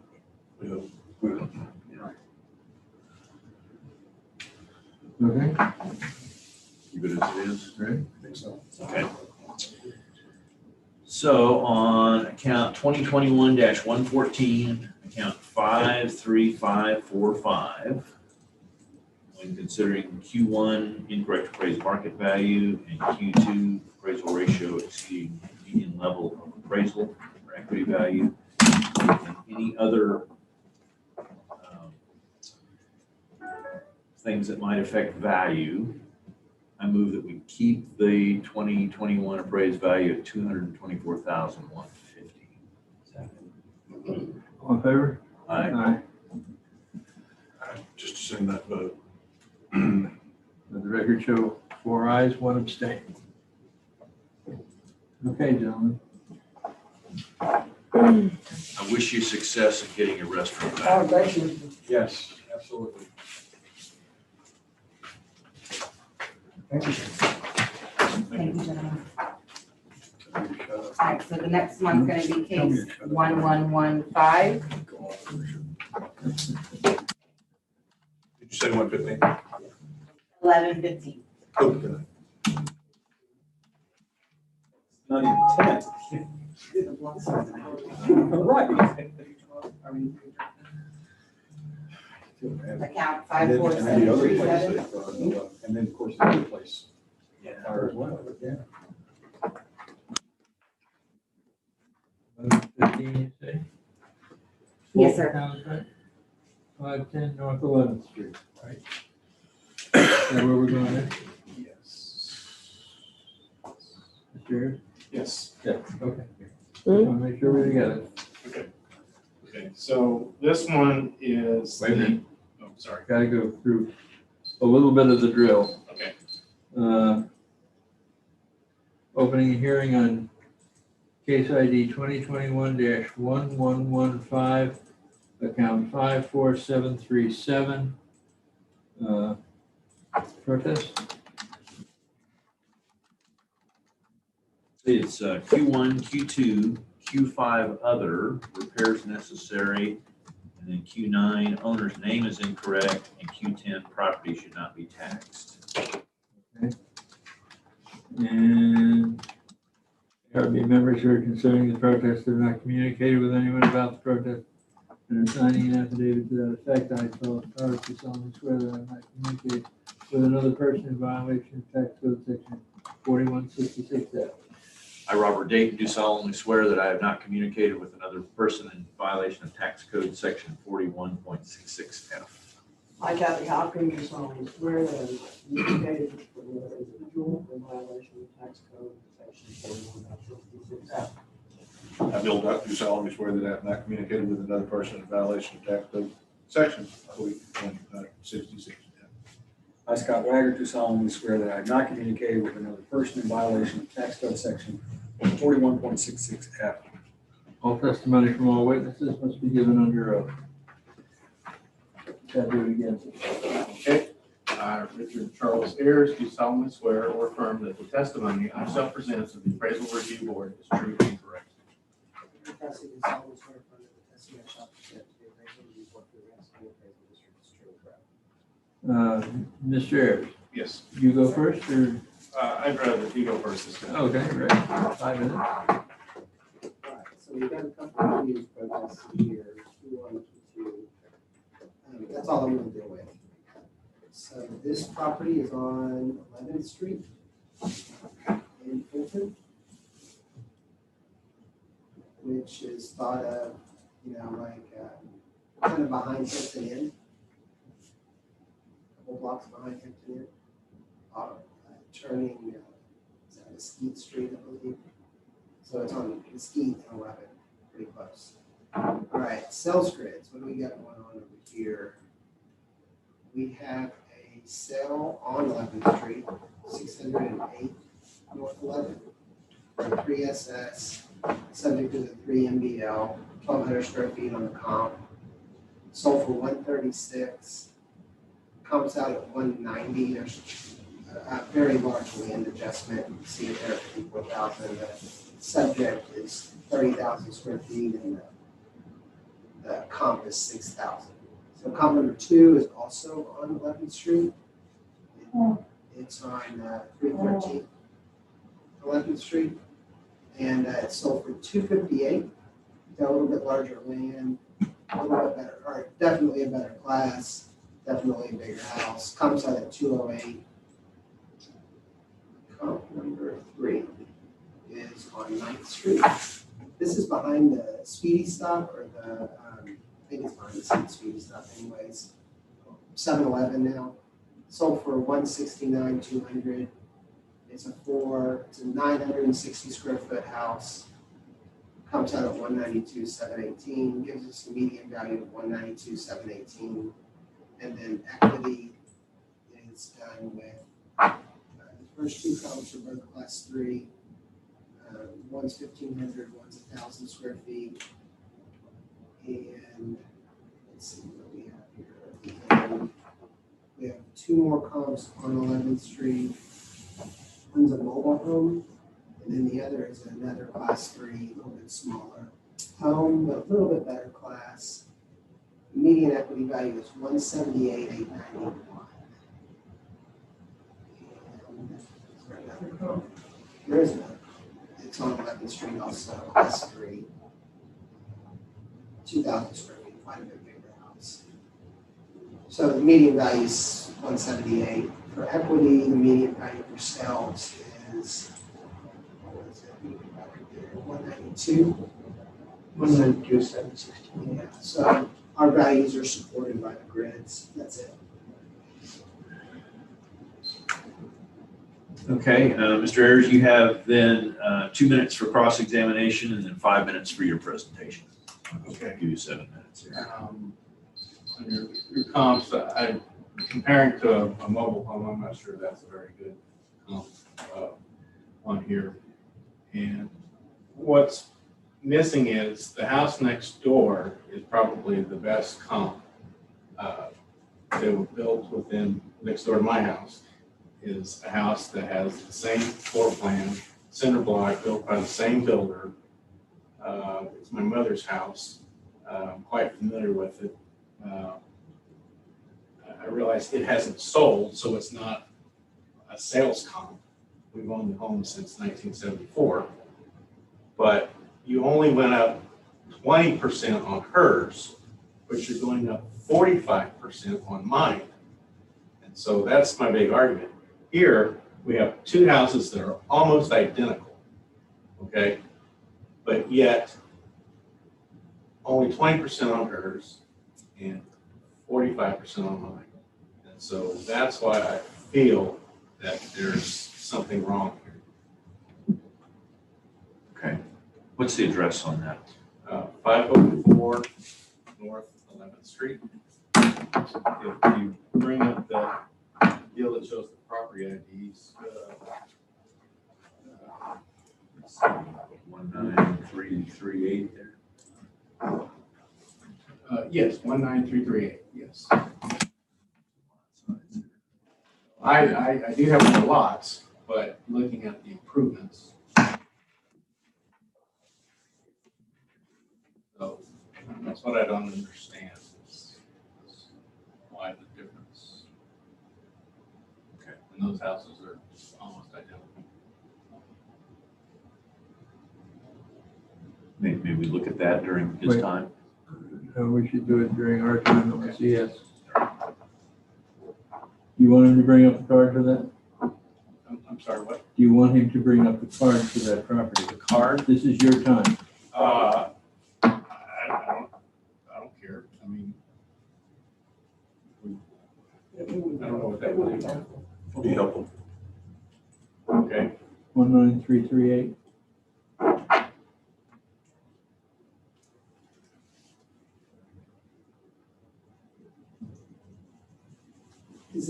Is this the car next door? Is this? Yeah, that's the house next door. That's my mother's house. Your mom's house? It's just that the garage doors are on mine are on the side.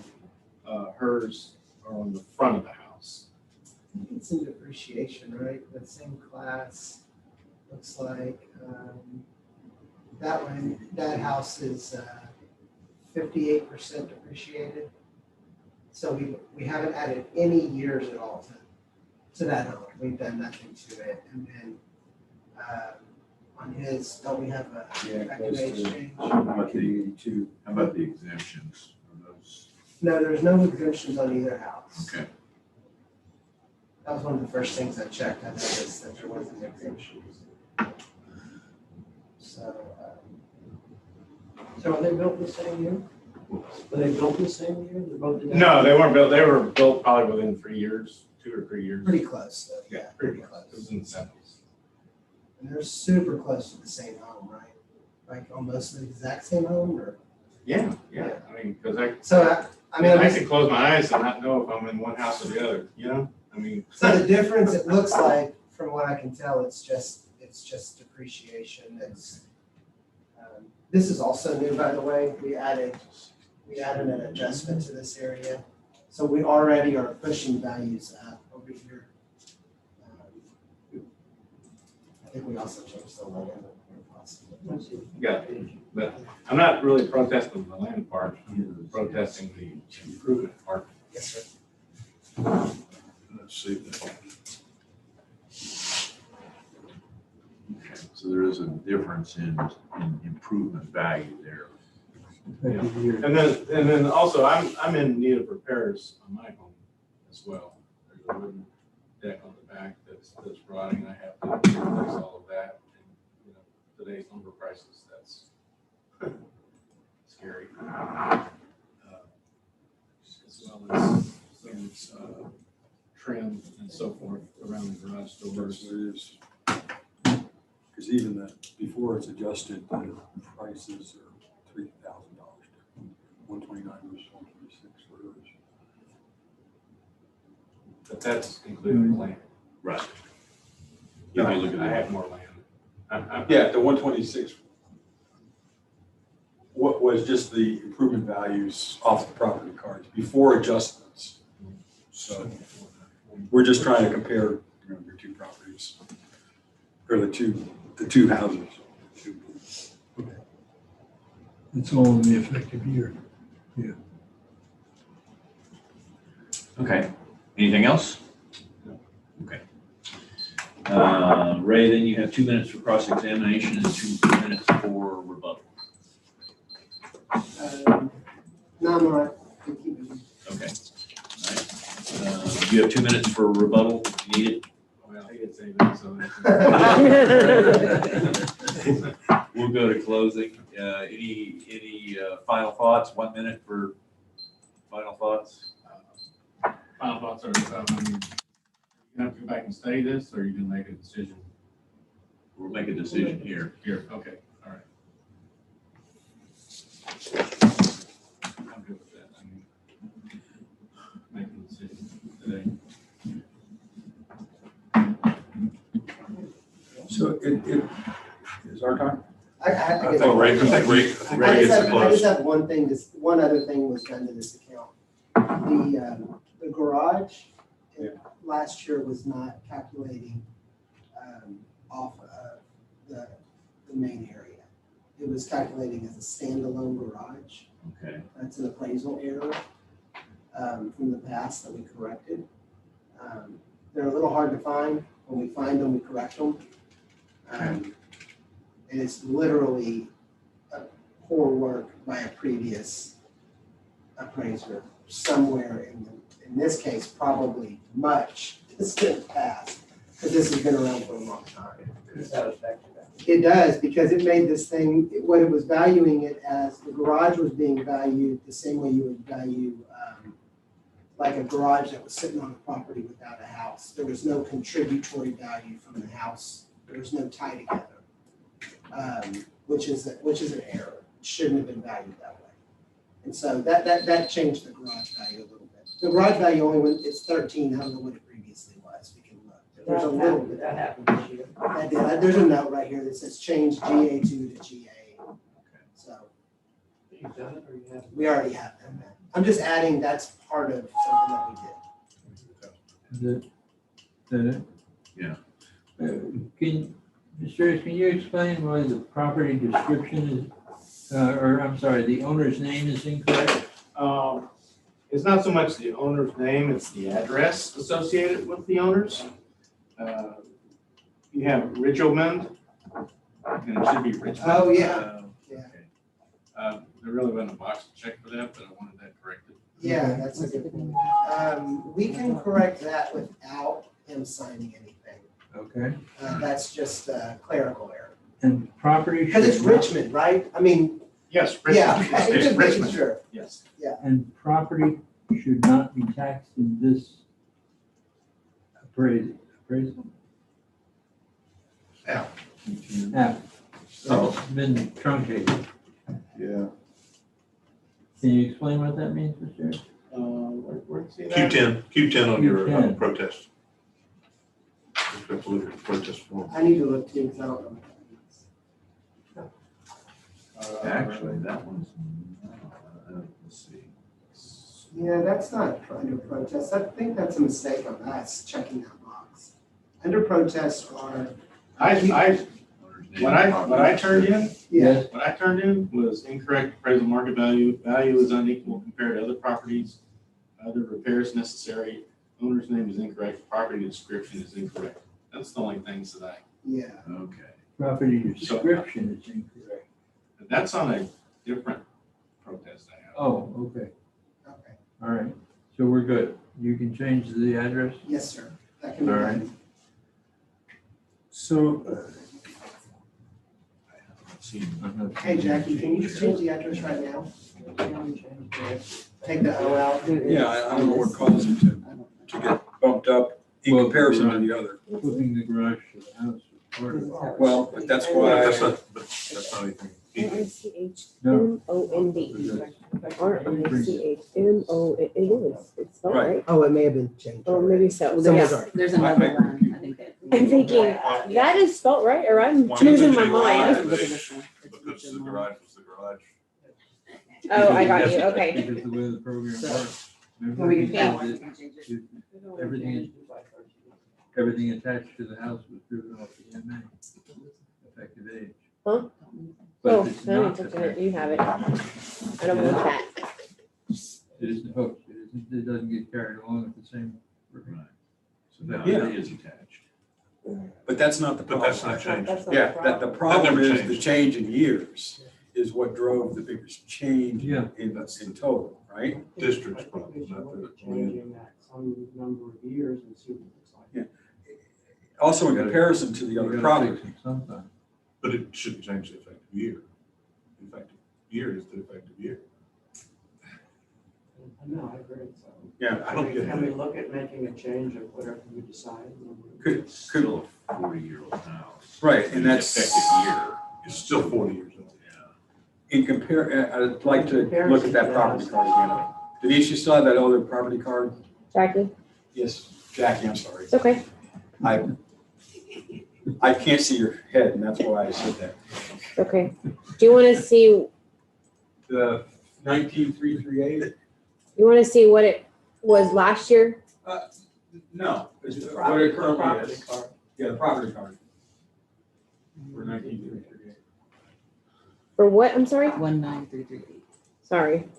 One next to it.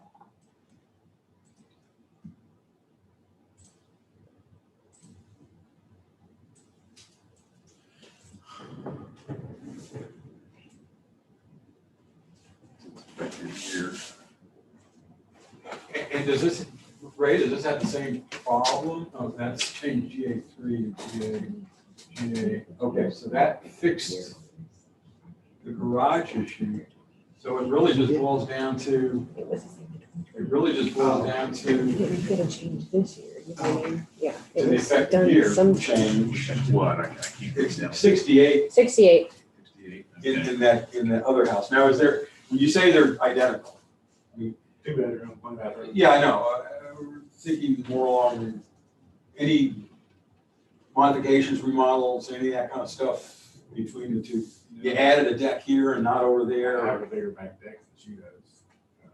but it's been like that since, for a long time. Yeah. Like I said, mine needs to be replaced. It's rotted. What's the difference in the effective? 10 years. In fields. Yeah, 82 versus 68. Potentially get something like that on this field. Because they should be pretty close They together. should be the same. It shouldn't be, maybe not the same, but not that. That's what it was before. I mean, his house is a little bit. Yeah, we could roll it back to 72 That's what it was after. and see what that does. It's changed. Jackie, can we do that? Do what? Look at the effective age of 1972 On the subject. on the subject property. This house have a new roof after Harvey or? Yes, both houses got new roofs. Okay. Both houses got. new But that doesn't matter. Yeah. But that would explain a bump in effective years, Maybe it shouldn't be that much. No. On her, on his house. 10 years, it's not that much. 72 to You want 70? 82. 72. Yeah, just. You want it to where it hasn't changed years at all? Yes, Right. The effective year built is 72, you want the actual age 72. yes. Yes. My house wasn't built in. No, they apply an aging factor, 155, which then 710. rolls into depreciation. 155, what? 710. And what is the house next door? Well, it's improvement value of 62, but the lot's a different size. Yeah, why not? 131, 490 is the price of mom's house. Yeah, mom's house is 131.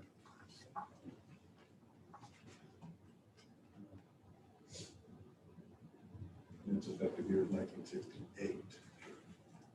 to change this to 70. Except for a deck. It's gonna be a dock if the kid doesn't stop raining. I think You may have to change your. Yeah, I'm fine with leaving. Okay. Yeah, so on account 2021-1115, account number 54737, and considering Q1 incorrect appraised market value and Q2 appraisal ratio exceeds median level of appraisal, I move that we keep the 2021 appraised value at 175.87. In favor? Aye. Okay, All right, next one is 1116. 524 North 11th Street. Right, Mr. Ayers? Yes.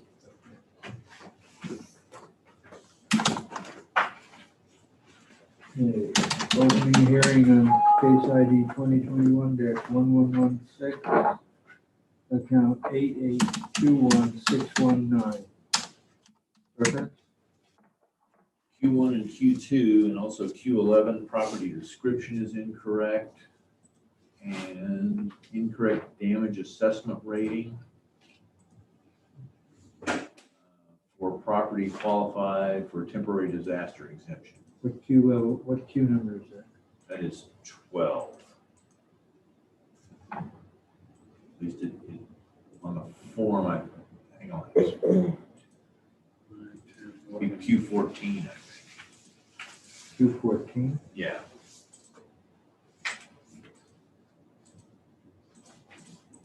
There's no Q12.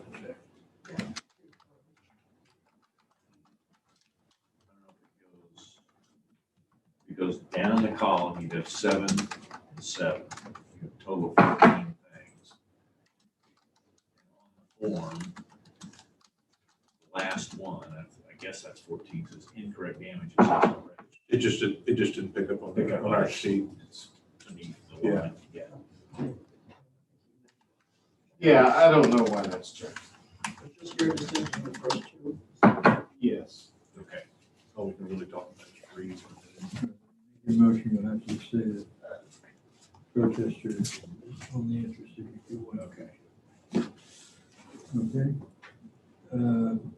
ARB members who are considering the protest have not communicated with anyone about the protest and signing an affidavit to that effect. I, Charles Burrows, do solemnly swear that I have not communicated with another person in violation of tax code section 4167. I, Robert Dayton, do solemnly swear that I have not communicated with another person in violation of tax code section 41.66F. I, Kathy Coppin, do solemnly swear that I have not communicated with a person in violation of tax code section 41.66F. I, Bill Duck, do solemnly swear that I have not communicated with another person in violation of tax code section 41.66F. I, Scott Wagner, do solemnly swear that I have not communicated with another person in violation of tax code section 41.66F. All testimony from all witnesses must be given under oath. Mr. Ayers, you get to do it again. Okay. I, Richard Charles Ayers, do solemnly swear or affirm that the testimony I shall present to the appraisal review board is true and correct. I, Trustee, do solemnly swear from the testimony. Thank you. Who would you like to go first, Mr. Ayers? He can go first. Okay. So this protest is over that property right there to the north of the property we just had a hearing on. So it's his house and then a piece of land that connects between 10th and 11th Street. So this is a land account.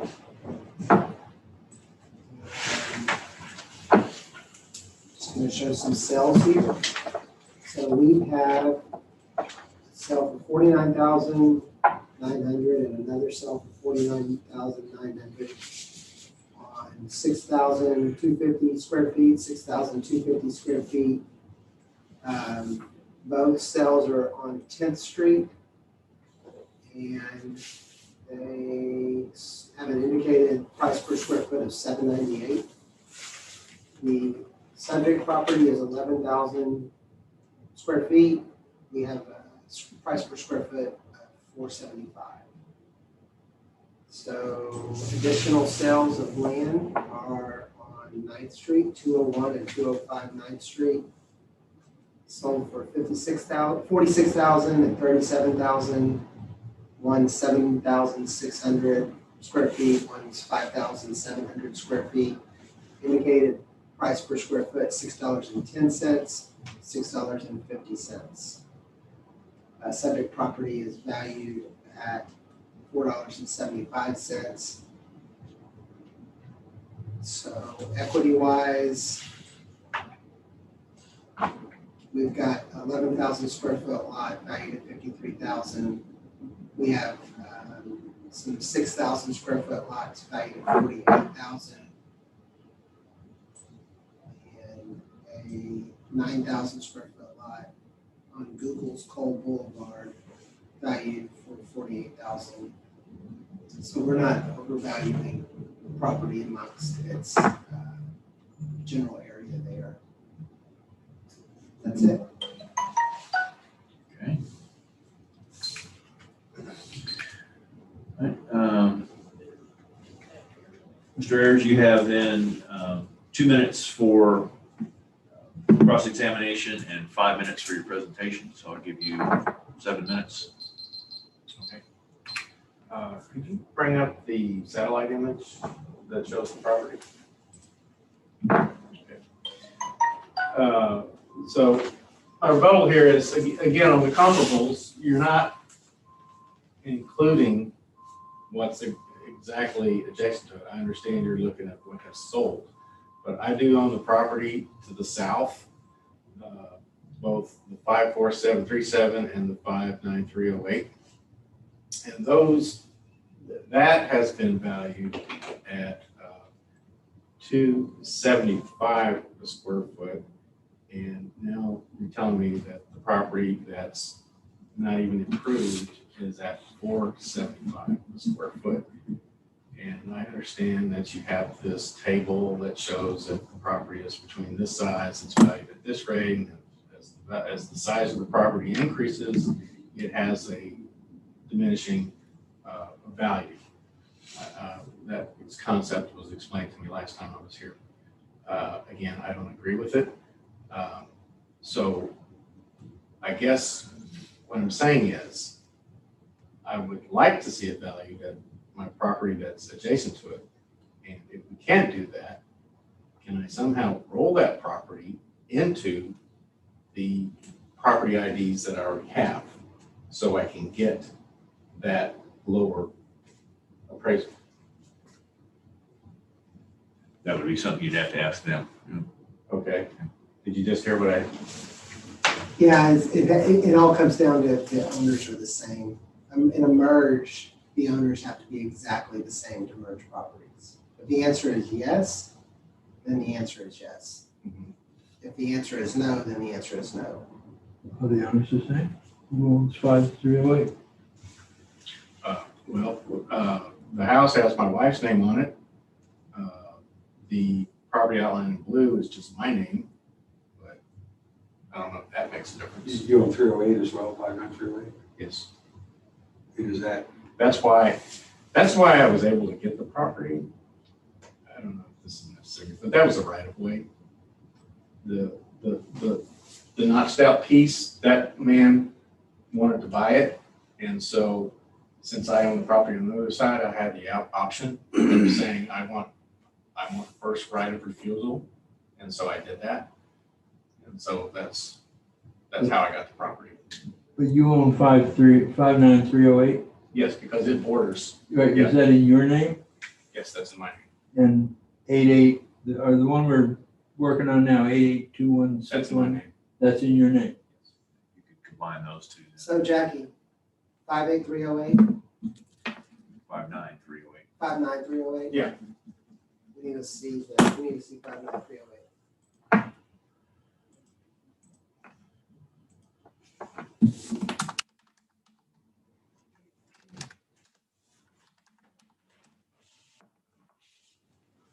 Go to the land. So 7174, does everybody see that right there? 7174, I go to the property under protest. 7174 is acreage. That's just an acreage thing. So I'm gonna land here, what's that, 2569 Yes. plus 2569 equals 9743. So open that up. And go to here, yeah, you got it. You got it.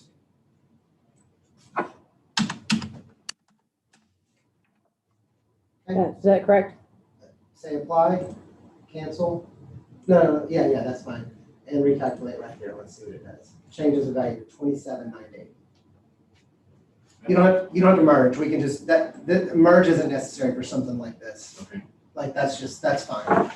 It's fine with me. I mean, you can merge it, but then when, because a merge is virtual, not physical. It's just, it's not like you're changing the legal description. 27,980. You accept that? You talking to me or you? I'm talking to you. Yes, thank you. Okay. Okay. So I'll make a motion then on case ID 2021-1116, number 8821619. Considering incorrect appraised market value and Q2 appraisal ratio exceeds the median level of appraisal or equity value. And also considering that the property owner has come to terms with the other Q11 and Q12 protested, I move that we lower the current value of this property from $53,160 to $27,980. Second. All in favor? Aye. We have one more with Mr. Ayers, is that right? Yes. And it is Next page. 9402.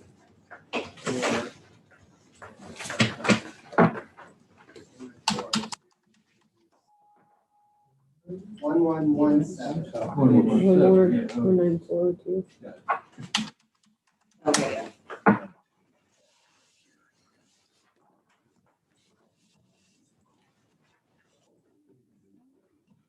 It's a big need to move, it's been around for a while. Oh, wow.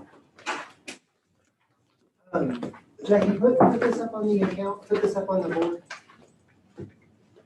It is? You want the lights off?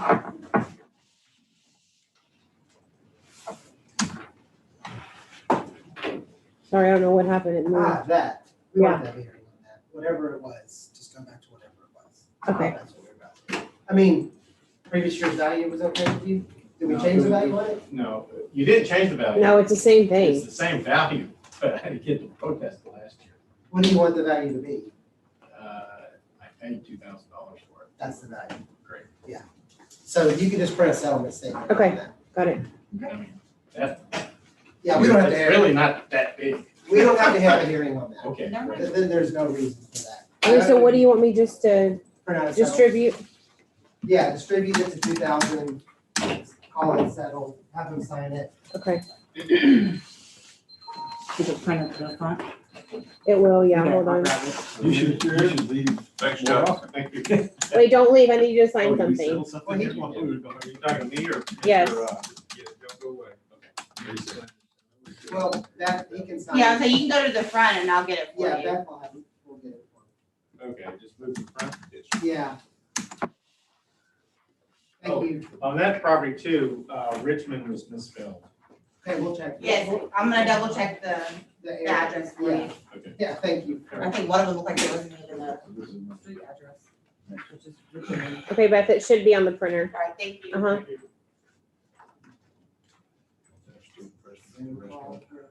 Yeah, well, that's a tough one. I mean, we had. I got a huge friend of ours. Um, And he does okay. so much for everybody. Yeah. He takes care of all the kids at the high schools, Yeah. It's, but feeds the football team every week. I mean, maybe there could be like, Yeah, it's okay. There's gotta be some. like a GoFundMe or something. Oh, yeah, there's 1,000 of those. Oh, okay. Everybody in the It's community, the- everybody in the community has been trying to help him it's out because he had no the- insurance. least favorite thing that happens up here is fire. So I don't even know what to.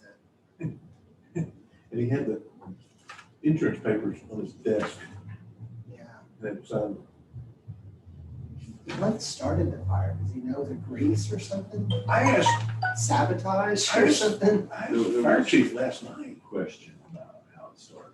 I asked the fire chief last night, and he said, luckily it's out of my hands, it belongs to the state, Okay. and I don't know. And that was the standard answer, I don't You know, didn't know. but it's so damn fishy. Yeah. It sucks. It's terrible. I mean, that kind of stuff is, Always. Half of it is fantastic. I know everybody was so happy I about tried it. to go there twice and never could get in. I know, Parking lot was I know. packed. I know, it's so frustrating. I didn't show you something. Yeah. No, that was settled. It settled. Okay. It was- I have, Her name is Collier. He just. She did not say that she wanted to Zoom with them. She is, I believe, in the waiting. She turned in her affidavit yesterday, so I'll just check with you. That good? We're good? Yeah, we still have her in the waiting room. Who is, Collier. Carrie? Yes. Carrie. Carrie, Where's- Carrie Collie Watson. Oh, I don't know. what's the case number again? I'm sorry. Oh, I see it. You got it? 67292. 1044. Holy cannoli, this is a protest of the owner's name is not correct?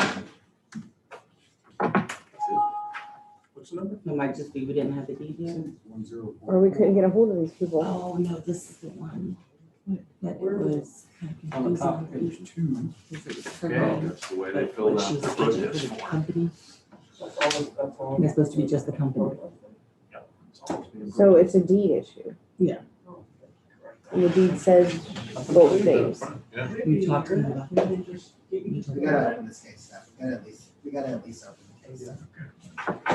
We want to start with the lights off? That's fine. Let's just. Get Ms. Okay. Collier on.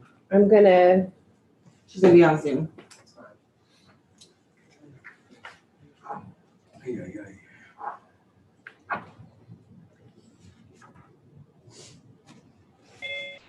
okay, she's good. Hello.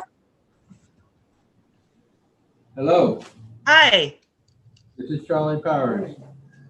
Praise I'm the- we have some administrative to go through before we get started, or before we get to the meat of the matter. Just follow along with me. I'll have some questions for you near the end. okay. We're opening a hearing on case number 2021-1044.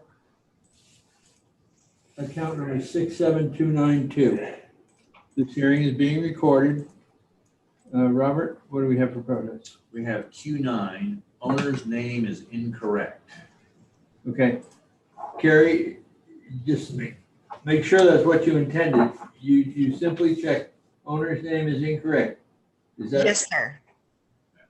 Okay. We are the appraisal review board that will be hearing your protest today. We do not work for the appraisal district. You are appointed to perform an independent review of your protest. Comptroller's office provides an electronic survey for you to offer feedback about your experience today that may be accessed at the appraisal district office or online at surveymonkey.com/r/surveyarb. Survey is voluntary.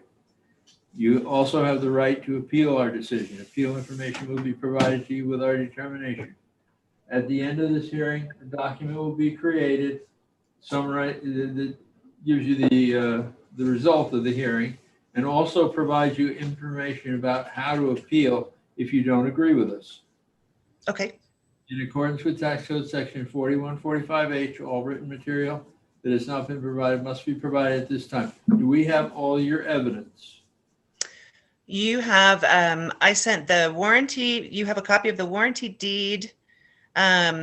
My status as the representative for the registered agent for Canoe Creek. So I'm acting on their behalf and my own behalf as the property owner. Okay, so we have everything. The ARB members who are considering the protest have not communicated with anyone about the protest and are signing an affidavit to that effect. I, Charles Powers, do solemnly swear that I have not communicated with another person in violation of tax code section 41.66F. I, Robert Dayton, do solemnly swear that I have not communicated with another person in violation of tax code section 41.66F. I, Kathy Hopkins, do solemnly swear that I have not communicated with another person in violation of tax code 41.66.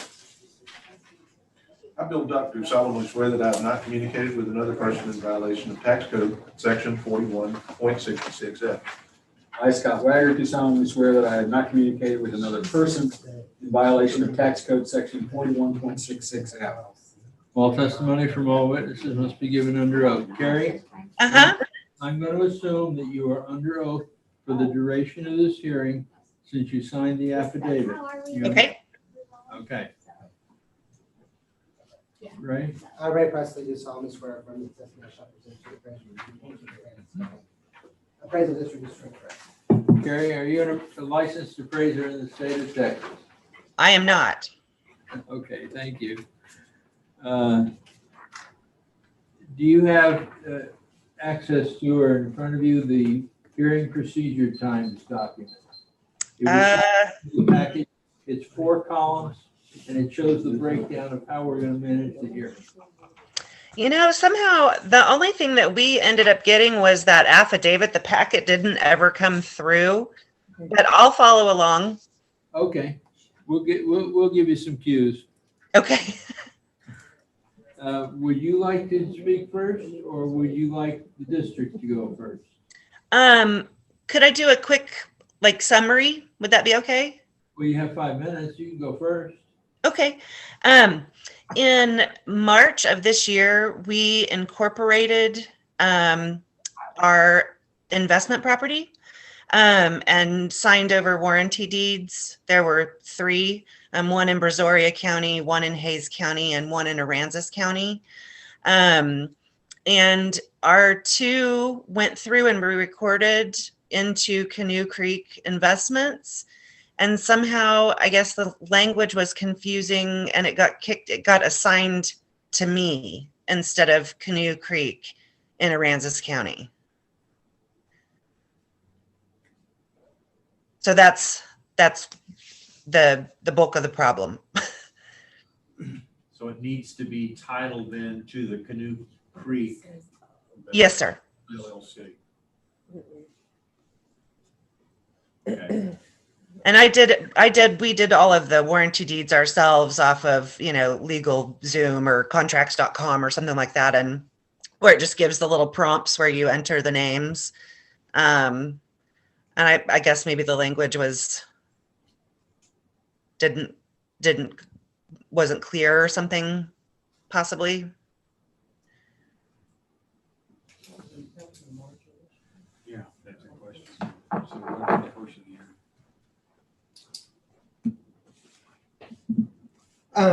So the sale happened in March, right? Is that Yes. right? Yes. Sale happened in March. There hasn't been a lot of attention paid to this particular issue, this name issue. Unfortunately, this is something that would hopefully be worked out without you guys involved. I guess the main question to ask about this warranty deed that you guys did yourself is on the grantee's name.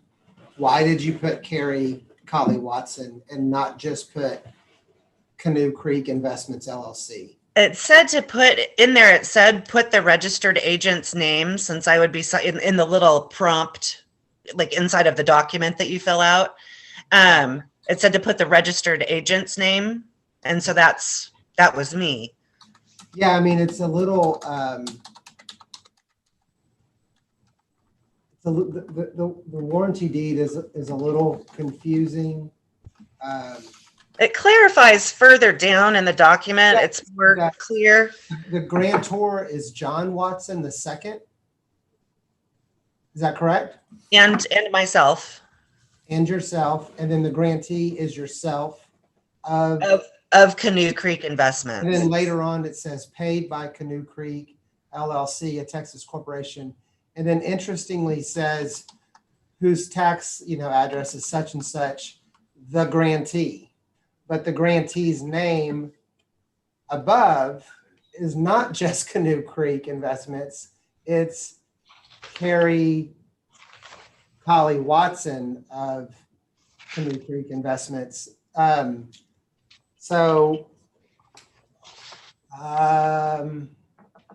asked our deed person, Mhm. and she said that this was confusing to her. Right. It was just confusing to her, and she didn't. I asked her what she thought, and she said she does not know. And neither does anybody else in this room. Probably. I mean, I don't think we care. We just have to make sure that we legally have the right. This is just legal stuff. We have to make sure that we have it right. And so our deed person, when she enters this, I don't think there's any way for her to know to not put your name on there when it says grantor's name and then grantee's name. That's an issue. So I don't know. Yeah, I don't know. I don't know how this gets fixed. Or theirs. Yeah. She, hey, Yeah. Yeah. What I suspect and what Mike was just saying is this is probably going to be a new deed situation, like a clarified, a revised deed, with a filed with the county clerk. That's probably what's going to happen, where you're actually saying, our intention was for it to say this. Revised deeds happen all the time. Yeah. They clear out confusion. They even are sometimes it's mistakes, right? Someone just does a mistake. Yeah. I think we're going to have to, the board will have to make a decision, but I don't think it will be the end of this, discussion. You're just going to have to discuss it with us probably after August. After August? Probably because we're in the middle of protest season and we need, this is not the time to be changing owner names right now. Does that mess you up for some reason? Well, I'm just legally, we're just trying to get all of our stuff together. As we've got a kid going to college, we're just sort of in the transition time in our lives. If you guys can figure out a way to get the warranty deed corrected to where it's very clear and it doesn't say grantee's name, Carrie Colley Watson, and you can file that at the county clerk and get them to stamp it, that it's filed, then you can bring it to us and you might be able to get it done sooner. But, like if we walked it through?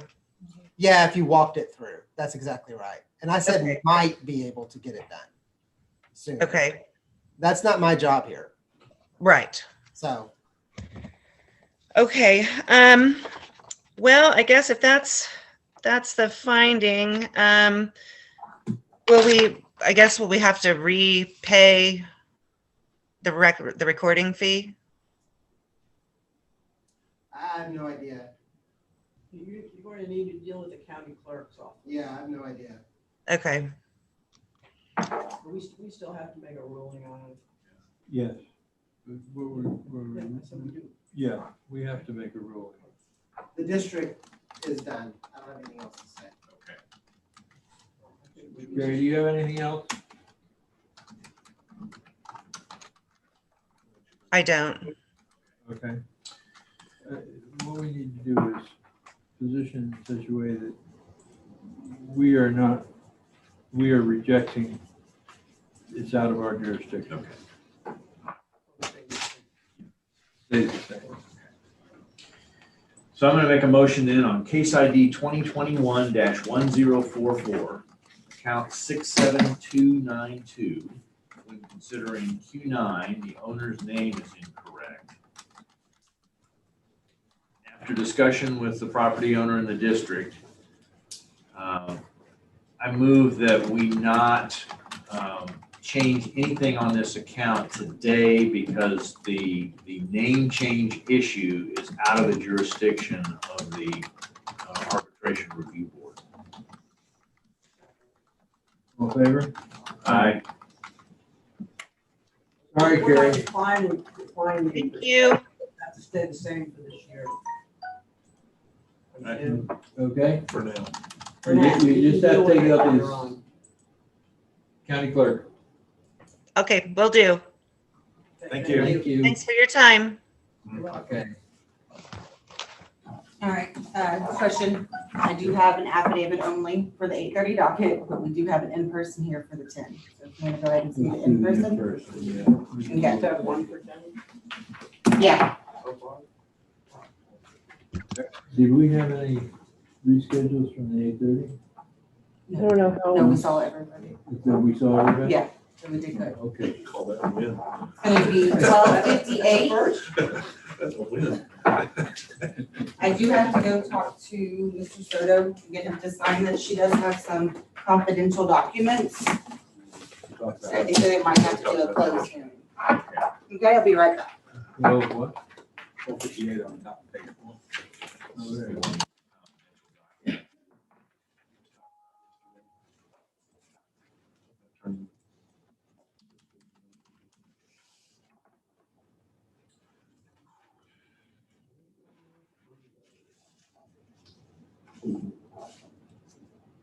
Good.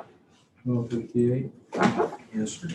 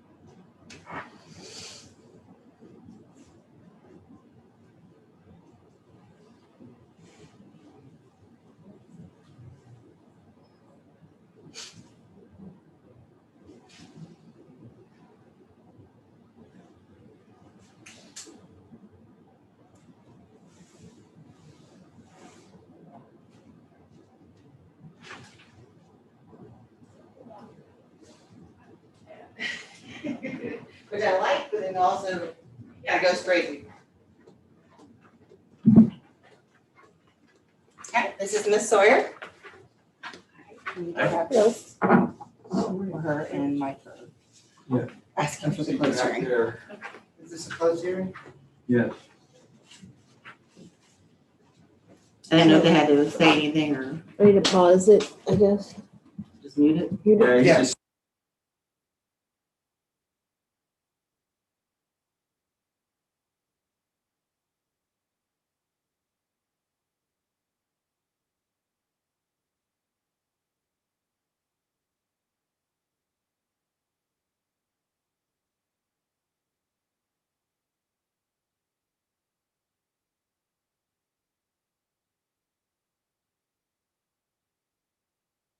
stand in the hallway. Okay. Now, we're running? Yes. Okay. For a joint motion for a closed hearing under Texas Tax Code 41.66D-1, we are closing the hearing. We are going into a closed session to deal with this issue, the upcoming issue, being case number 2021-1258. Okay, now you can close it down.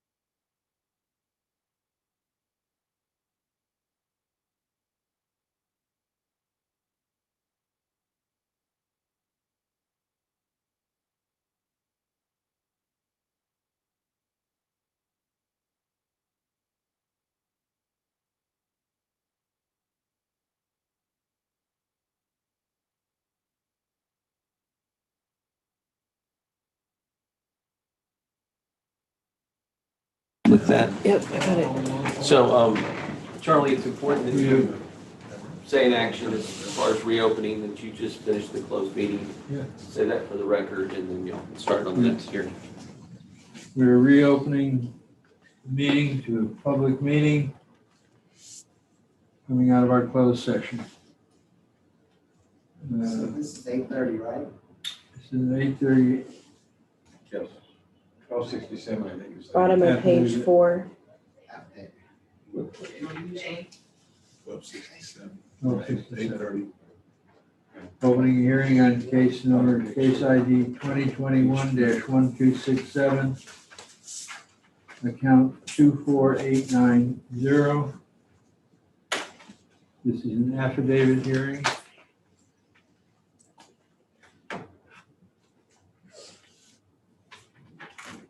This hearing is being recorded.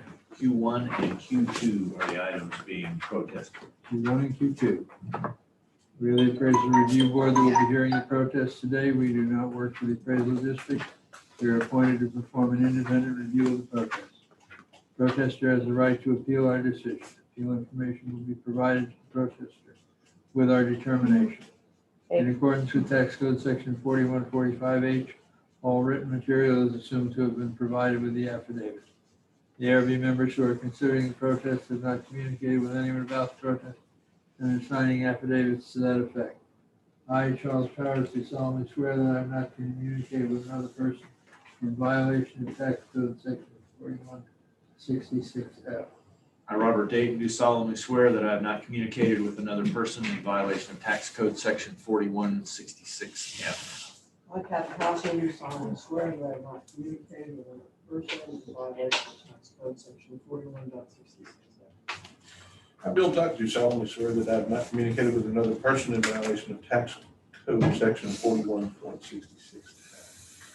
I, Scott Wagner, do solemnly swear that I have not communicated with another person in violation of tax code section 41.66F. All testimony from all witnesses must be given under oath. So I, Ray Preston, do solemnly swear that the testimony shall be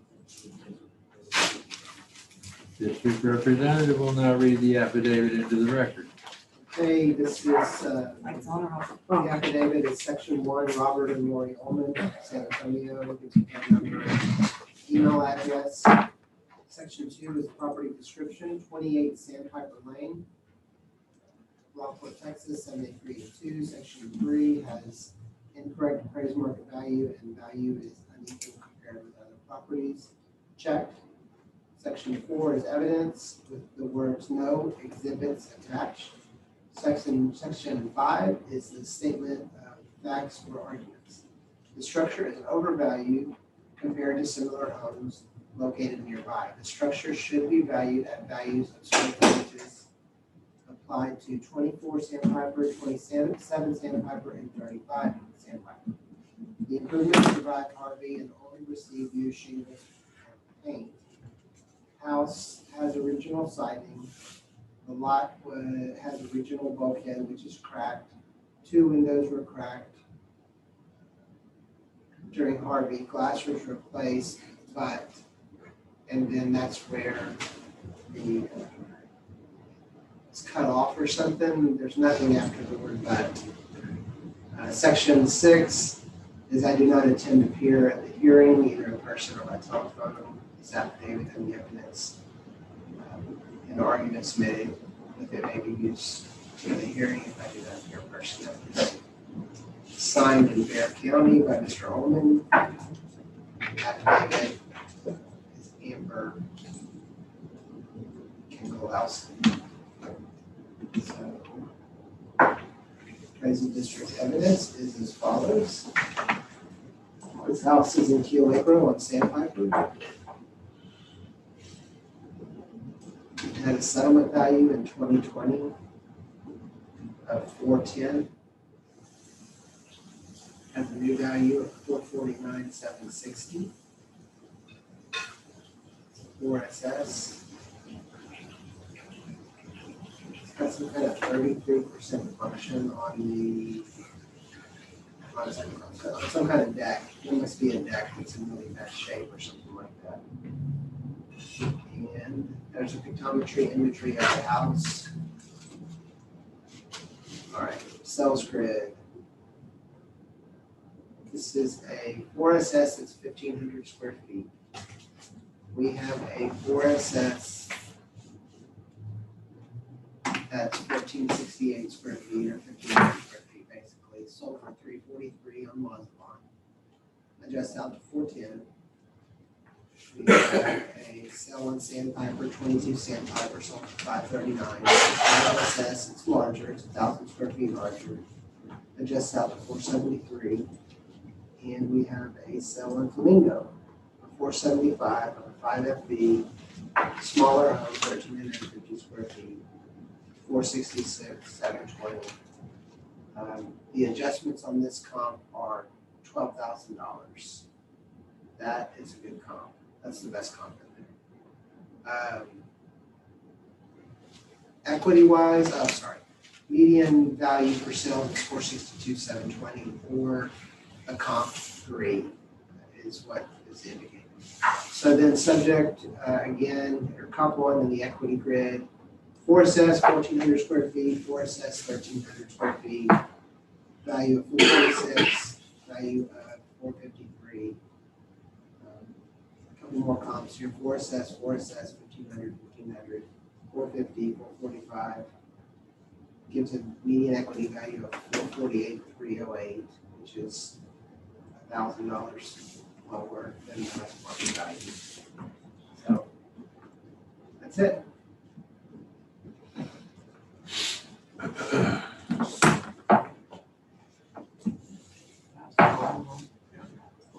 $448,300.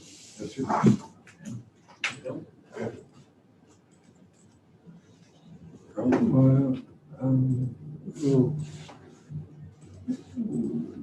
Do we know what 24, 27, and 35 Sandpiper, why he picked those?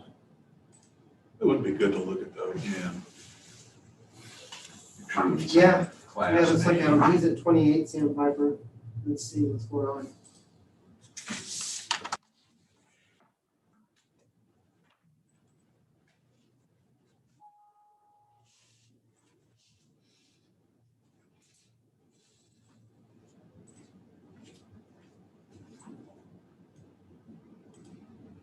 It's 4SS minus. And it has a little bit more depreciation in it. Not a whole lot, but a little bit. Value's 415. We got 449. It's 300 square feet smaller. That's where most of the value change here is. It's in the square footage. It's a little smaller and a little older. Just a little bit older. I would say most of this value has to do with the half class and the size. Okay. 27? Let's try that. I know. Wrong screen. You should know. Type it fast. Yeah. There's not a 27. Okay. So this is 415 also. Is this the same one? Okay. This is a 4FB, essentially the same class. This is, it's got some different peripheral contributory items. You know, it's not completely identical, but the MA is pretty close. There's 3 years difference in depreciation, I think, maybe 4 years. About 350 square feet more in that house. 15 something versus 1168. Oh, was I way off on the other one? How many square feet is this one? 1168. Oh, I was way off on that other comp. I thought this one was larger. Sorry about that. I messed up on that previous comp. I guess I should have this with me. Oh, it was 1,400. You sure? Yeah, looking at it. 1168. Hold on here, guys. No, there's an MAS. There's more living space. Oh, there's a supplemental. Yeah, Okay. the square footage Okay. is. I missed that. Like 1,500 square feet or so. Gotcha. Okay. It's 1,552 square footage. So that previous comp was about 400 square feet smaller. And this comp is is really Really close, close. but it just has some different, it doesn't have everything. It doesn't have the boat garage thing. It, doesn't have a garage. It has a seat. You know what I mean? There's just some differences in the value differences. 449 and 415. So it's a pretty good comp, really. I mean, from an equity standpoint, there's nothing wrong with that comp. But it's just slightly different. This one is 430,000 versus 449. A little bit better on half class, a little bit older. So it's got some more depreciation. It's about the same size. Again, it's there's $19,000 difference in value there. So I don't know, just a few differences. A little bit more depreciated on that one. And 50 square feet difference. Okay. Overall, those comps aren't bad. It doesn't personally. What? Yeah. Yeah, equity value. Because it could meet the equity. Yeah. Okay, good with that? Yep. Okay. So on case 2021-1267, account number 24890, considering Q1 incorrect appraised market value and Q2 appraisal ratio exceeds the median level of appraisal or equity value, I move that we lower the 2021 appraised value from $449,760 to $448,300.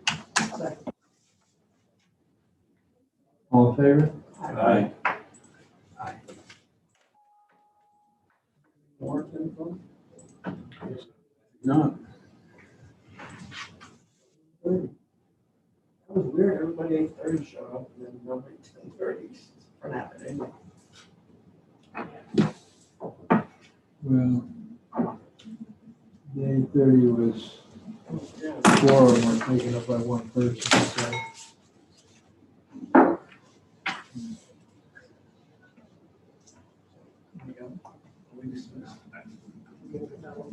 Jackie, make a rule in here. No me. Lunchtime, is it lunchtime? I think so, 11:30. Here comes Beth, she'll do it. What? We're all over now? We're good. Come back at 1:30. Okay. We have a lot of possibilities. We always have possibilities. Yes. Possibility.